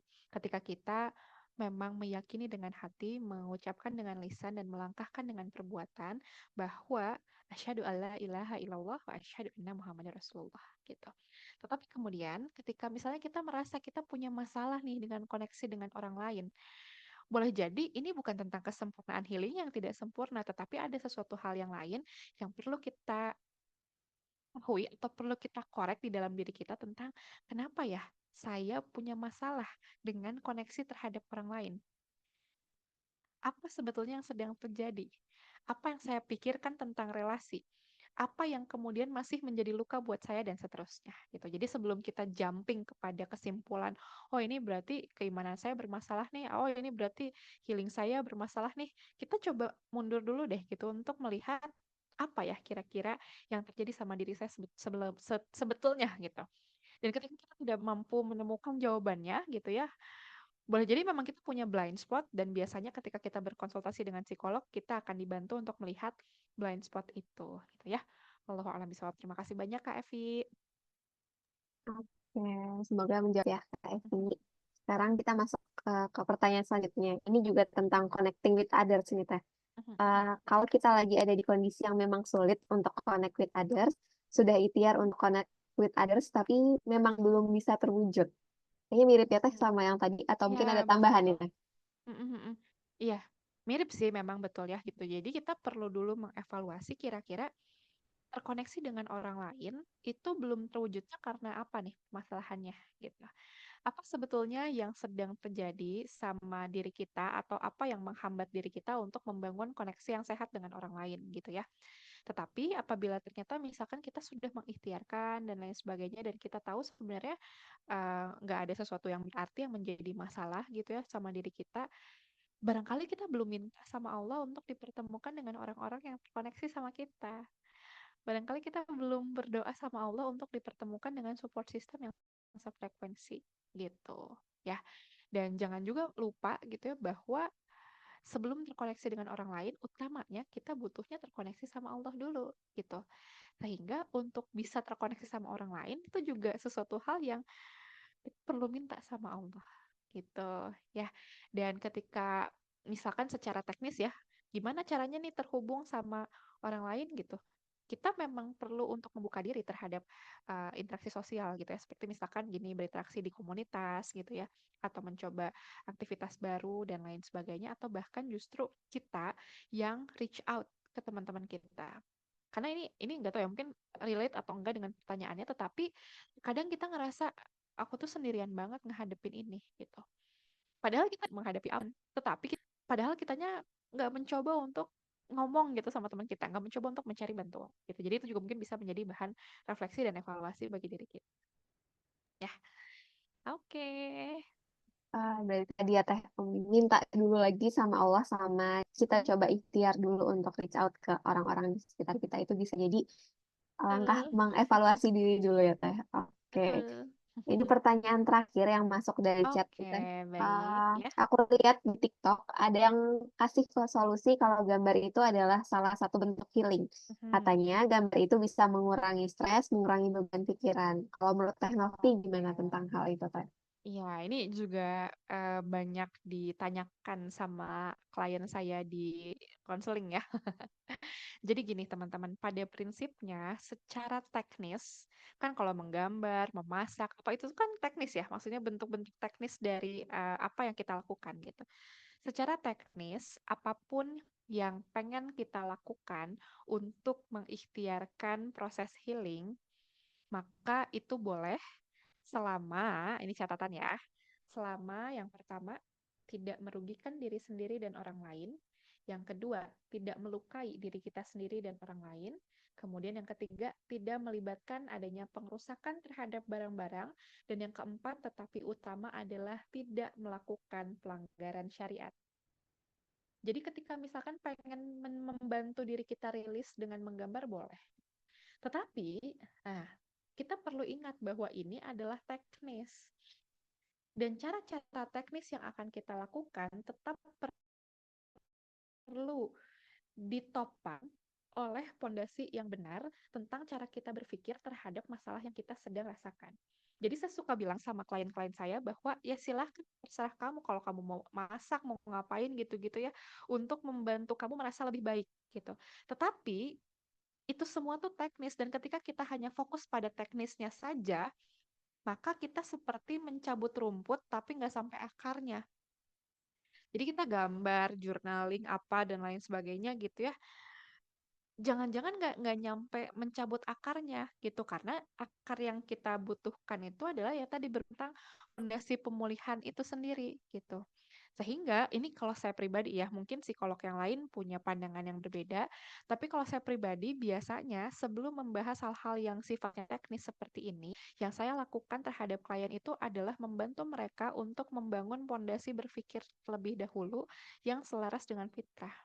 Membantu mereka untuk dulu cara mereka berpikir, membantu untuk mengkotak-katik framework-nya terhadap masalah dulu gitu ya, itu dulu yang perlu benar gitu. Baru setelah itu ketika mau dibantu dengan menggambar dan lain sebagainya, ya udah itu apa pilihan masing-masing orang, boleh selama 4 hal tadi terpenuhi syaratnya kayak gitu. Jadi yuk jangan cabut rumputnya doang gitu, ini akarnya juga urusin nih gitu, ya gitu. Bahkan guru-guru saya di psikologi Islam itu selalu mengingatkan gitu ya bahwa ketika kita melihat adanya sebuah masalah, lihat deh apa yang menjadi benang merahnya. Karena pasti ada benang merahnya itu yang berhubungan dengan hubungan atau koneksi kita terhadap Allah, atau cara kita memahami hidup. Apakah selaras dengan fitrah atau tidak? Gitu kurang lebih ya. Jadi mangga teman-teman boleh banget kalau mau merilis stres, mengurangi beban pikiran dengan cara-cara teknis yang ingin teman-teman pilih. Tetapi jangan lupa terhadap pondasinya yang harus kita utuhkan dulu agar dia bisa membantu kita untuk menyelesaikan masalah tepat kepada sasarannya. Gitu. Ya, jadi bukan pengalihan isu. Jangan mengalihkan isu, karena kalau isu cuma dialihkan ya nanti dia datang lagi kan gitu ya. Gitu. Makasih Teh Novi, jawabannya Teh Nevi juga nih, Teh Novi dan Teh Nevi. Makasih sudah Aku, bertanya. Oke, ya ya, Masya Allah. Iya ini pertanyaan terakhir ya, Alhamdulillah. oke, ada. Ini satu lagi Heeh. Teh, ternyata baru masuk nih Teh. Dari chat juga. Terima kasih atas penjelasannya. Saya ingin bertanya, bila seorang perempuan atau wanita sedang diuji oleh Allah dengan adanya sakit medis atau sakit non medis yang sungguh berat, sehingga ia mengalami hubungan yang menurun dengan Allah Subhanahu Wa Taala, kemudian ia tidak bisa bersilaturahmi juga dengan teman-temannya dan juga sering mengalami insecure, down, tidak mudah beradaptasi dengan orang lain, seringkali tidak bisa memperbaiki hubungannya dengan diri sendiri, bagaimana caranya agar wanita tersebut bisa memperbaiki dirinya sendiri. Oh, Gitu Teh. iya, for help ya, cari bantuan. Jika memang merasa memang kondisi diri kita sedang diuji gitu ya, secara medis, non medis, psikologis mungkin juga gitu ya, maka hubungi tenaga profesional, sembuhkan uh, masalah yang ada pada diri gitu ya. Ketika misalkan medis maka hubungi tenaga ahlinya, ketika psikologis hubungi psikolog begitu ya. Sehingga kita mendapatkan bantuan dulu gitu ya.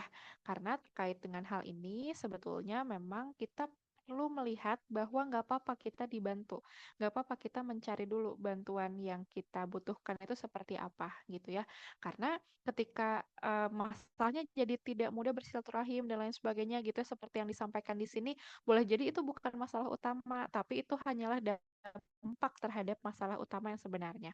Oleh karena itu, saya rasa kakak yang bertanya ini tahu gitu ya masalah utama dirinya apa, maka selesaikan dulu mulai dari situ. Gitu ya. Allahu a'lam bishawab. Terima kasih pertanyaannya Kak Safiah ya. Heeh. Dari Kak Safiyah, dan itu pertanyaan terakhir. Masih ada 10 menit sih Teh sebenarnya.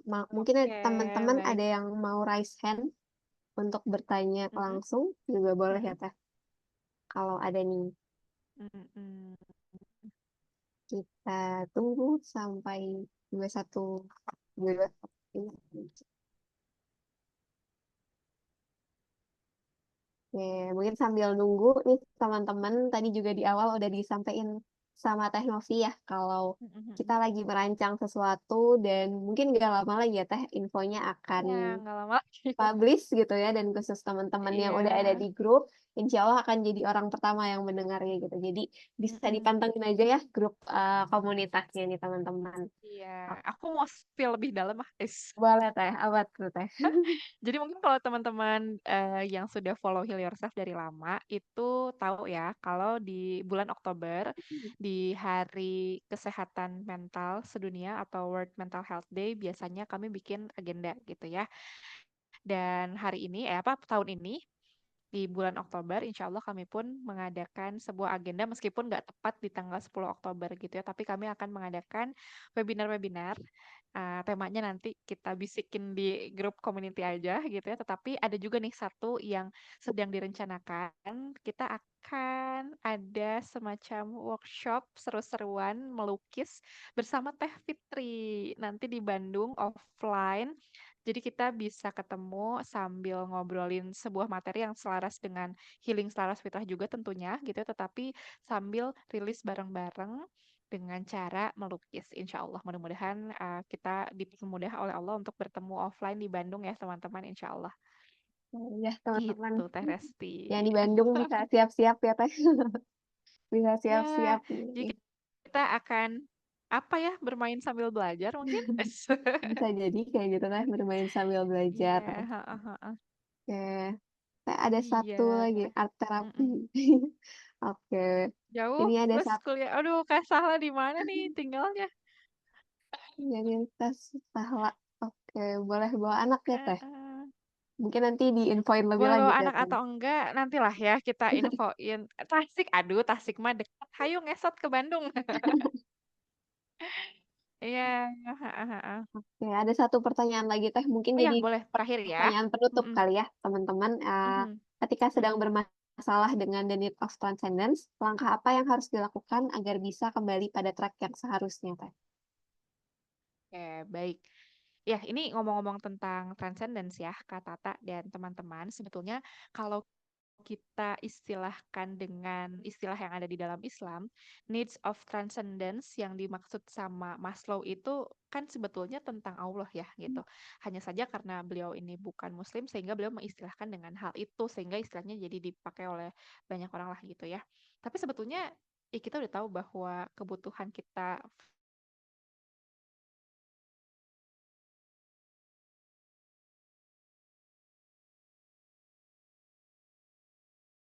for the higher power itu adalah kebutuhan terhadap Allah gitu ya.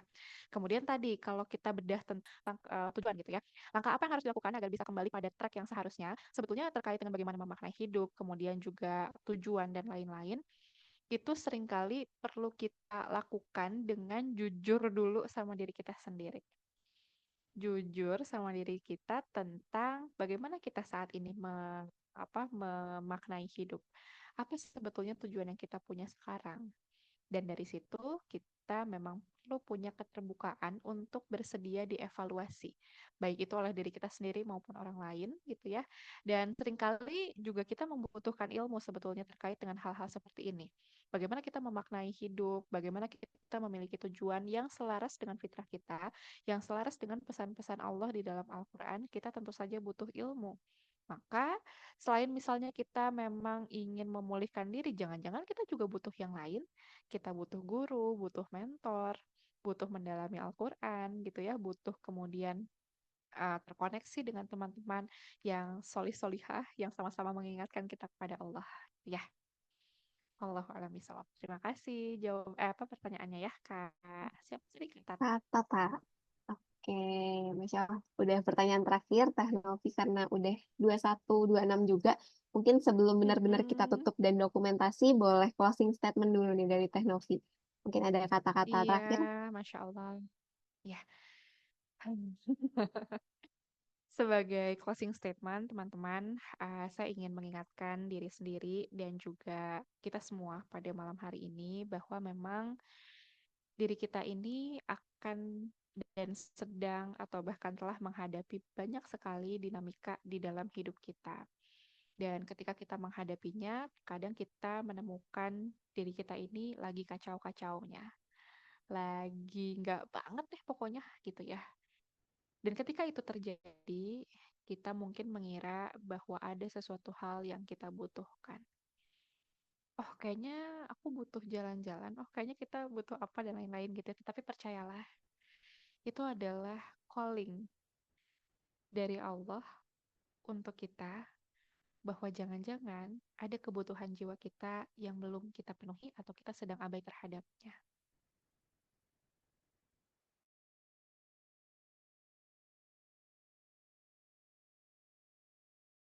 Saya ya hadapi ya teman-teman. Siapapun pasti tahu berhadapan dengan ujian itu nggak mudah. Berhadapan dengan diri sendiri juga kan nggak mudah ya gitu. Tetapi adalah salah satu bentuk konkret kita mengupayakan healing selaras fitrah adalah kita menyerah di hadapan Allah. Kita mengakui bahwa ya Allah ternyata saya cuma hamba. Saya nggak punya kendali apapun untuk menyelesaikan masalah ini. Saya bahkan nggak punya kendali juga untuk memulihkan diri saya. Dan yang punya itu hanya Engkau. Mudah-mudahan seluruh luka dan rasa sakit tidak pernah menghantarkan kita kemana-mana selain kepada pendekatan yang lebih baik dengan Allah, agar selaras fitrah ini tidak hanya kita gunakan untuk kemudian memulihkan luka, tetapi untuk menjalani hidup kita secara keseluruhan. Saya mohon maaf teman-teman apabila ada hal-hal yang kurang berkenan. Seperti yang tadi saya sampaikan, saya pun masih berproses tentang ini. Saya juga butuh tidur sama teman-teman. Silahkan doakan doa-doa yang rahasia, yang saya tidak perlu tahu apa doa teman-teman, tetapi apapun itu, saya berterima kasih dan saya berharap dan juga berdoa mudah-mudahan Allah mengabulkan setiap doa-doa baik yang kita lantunkan dengan rahasia kepada saudara kita yang akan mendatangkan juga ternyata itu kebaikan buat kita. Itu ya. Dan apapun yang sedang teman-teman hadapi hari ini, semoga Allah berikan kelapangan kepada jiwa kita untuk bisa menghadapinya dengan reaksi dan juga respon terbaik. Wallahu a'lam bishawab. Jangan kemana-mana ya dari Heal Yourself Community. Yuk kita saling berbagi, bersilaturahim di sana, saling menguatkan bareng-bareng. Mudah-mudahan Heal Yourself Community bisa jadi tempat yang nyaman buat kita saling berbagi. Dan saya sangat berharap kita bisa ketemu di kesempatan-kesempatan yang baik. Mudah-mudahan Heal Yourself ada kesempatan untuk datang ke kota-kotanya teman-teman. Gak tahu apa ini yang menjadikan kita bisa bertemu gitu ya. Belum kebayang sebenarnya sekarang juga gitu ya. Agendanya apa, kapan ketemunya nggak tahu gitu. Tetapi saya sangat berharap mudah-mudahan Allah bisa mempertemukan kita secara offline dan bisa berdiskusi dari hati ke hati di kesempatan baik lainnya. Jazakumullah khairan kasiran kepada Teh Resti, Teh Fitri, Teh Indah, dan juga teman Haya semua. Terima kasih. Ya, Masya Allah. Terima kasih Teh Nafi untuk closing statement-nya. Kepada teman-teman, mungkin boleh kita on cam dulu nih buat dokumentasi, Boleh. biar ya ada foto-fotonya juga. Oke, udah ada Kak Amalia, Kak Siva, Kak Reni. Oke. Teman-teman yang lain tunggu. Iya. Insya Allah terdekat agenda yang akan ada itu di bulan Oktober ya teman-teman. Mudah-mudahan kita bisa ketemu di webinar bulan Oktober nanti, Special World Mental Health Day. Betul sekali Teh. Oke, ada lagi teman-teman yang mau on cam? Kita tunggu 1 menitan lagi mungkin. Insya Allah. Ya, teman-teman mungkin pengen lihat nggak sih wajah-wajah yang suka menamakan dirinya Haya tuh yang mana? Nih ya, selain Teh Resti kan tadi udah ada. Ini ada Teh Indah juga. Teh Indah mau say hi nggak sama Teh Fitri? Hai, Teh Fitri mau say hi nggak? Assalamualaikum semuanya. Waalaikumsalam warahmatullahi wabarakatuh. Kalau teman-teman baca konten beberapa hari yang lalu ya tentang apa tuh? Tentang untungnya yang kemudian dicoret jadi alhamdulillah gitu ya. Itu bikinan Teh Indah.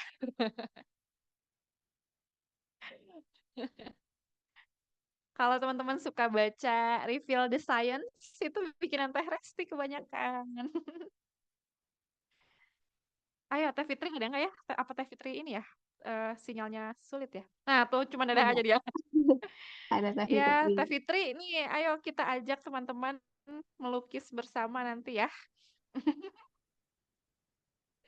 Guys, ayo kita Sip, foto. boleh foto. Mungkin aku yang hitung ya, teman-teman. Boleh 1, 2, 3.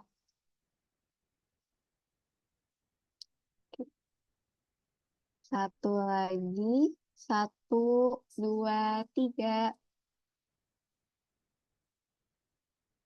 Oke, udah 2 itu. Udah aman Teh Indah. Kita tolong Teh Indah. Aman. Oke, sip. Kalau udah, sekali lagi makasih teman-teman. Makasih juga Teh Novi udah memaparkan materinya. Semoga bisa Sama-sama. jadi bekal kita ya teman-teman ke depannya. Hmm. Mungkin dari saya juga mohon maaf kalau ada salah-salah kata tadi selama memandu sesinya. Semoga kita bisa segera ketemu ya teman-teman di Iya, event Heal Yourself yang selanjutnya. harus insya Ya, Allah. dari saya yes, harus datang ya teman-teman. Oke, saya pamit. Assalamualaikum warahmatullahi wabarakatuh. Selamat malam dan selamat istirahat teman-teman. Terima kasih. Assalamualaikum warahmatullahi wabarakatuh, Oke. teman-teman. Waalaikumsalam warahmatullahi wabarakatuh.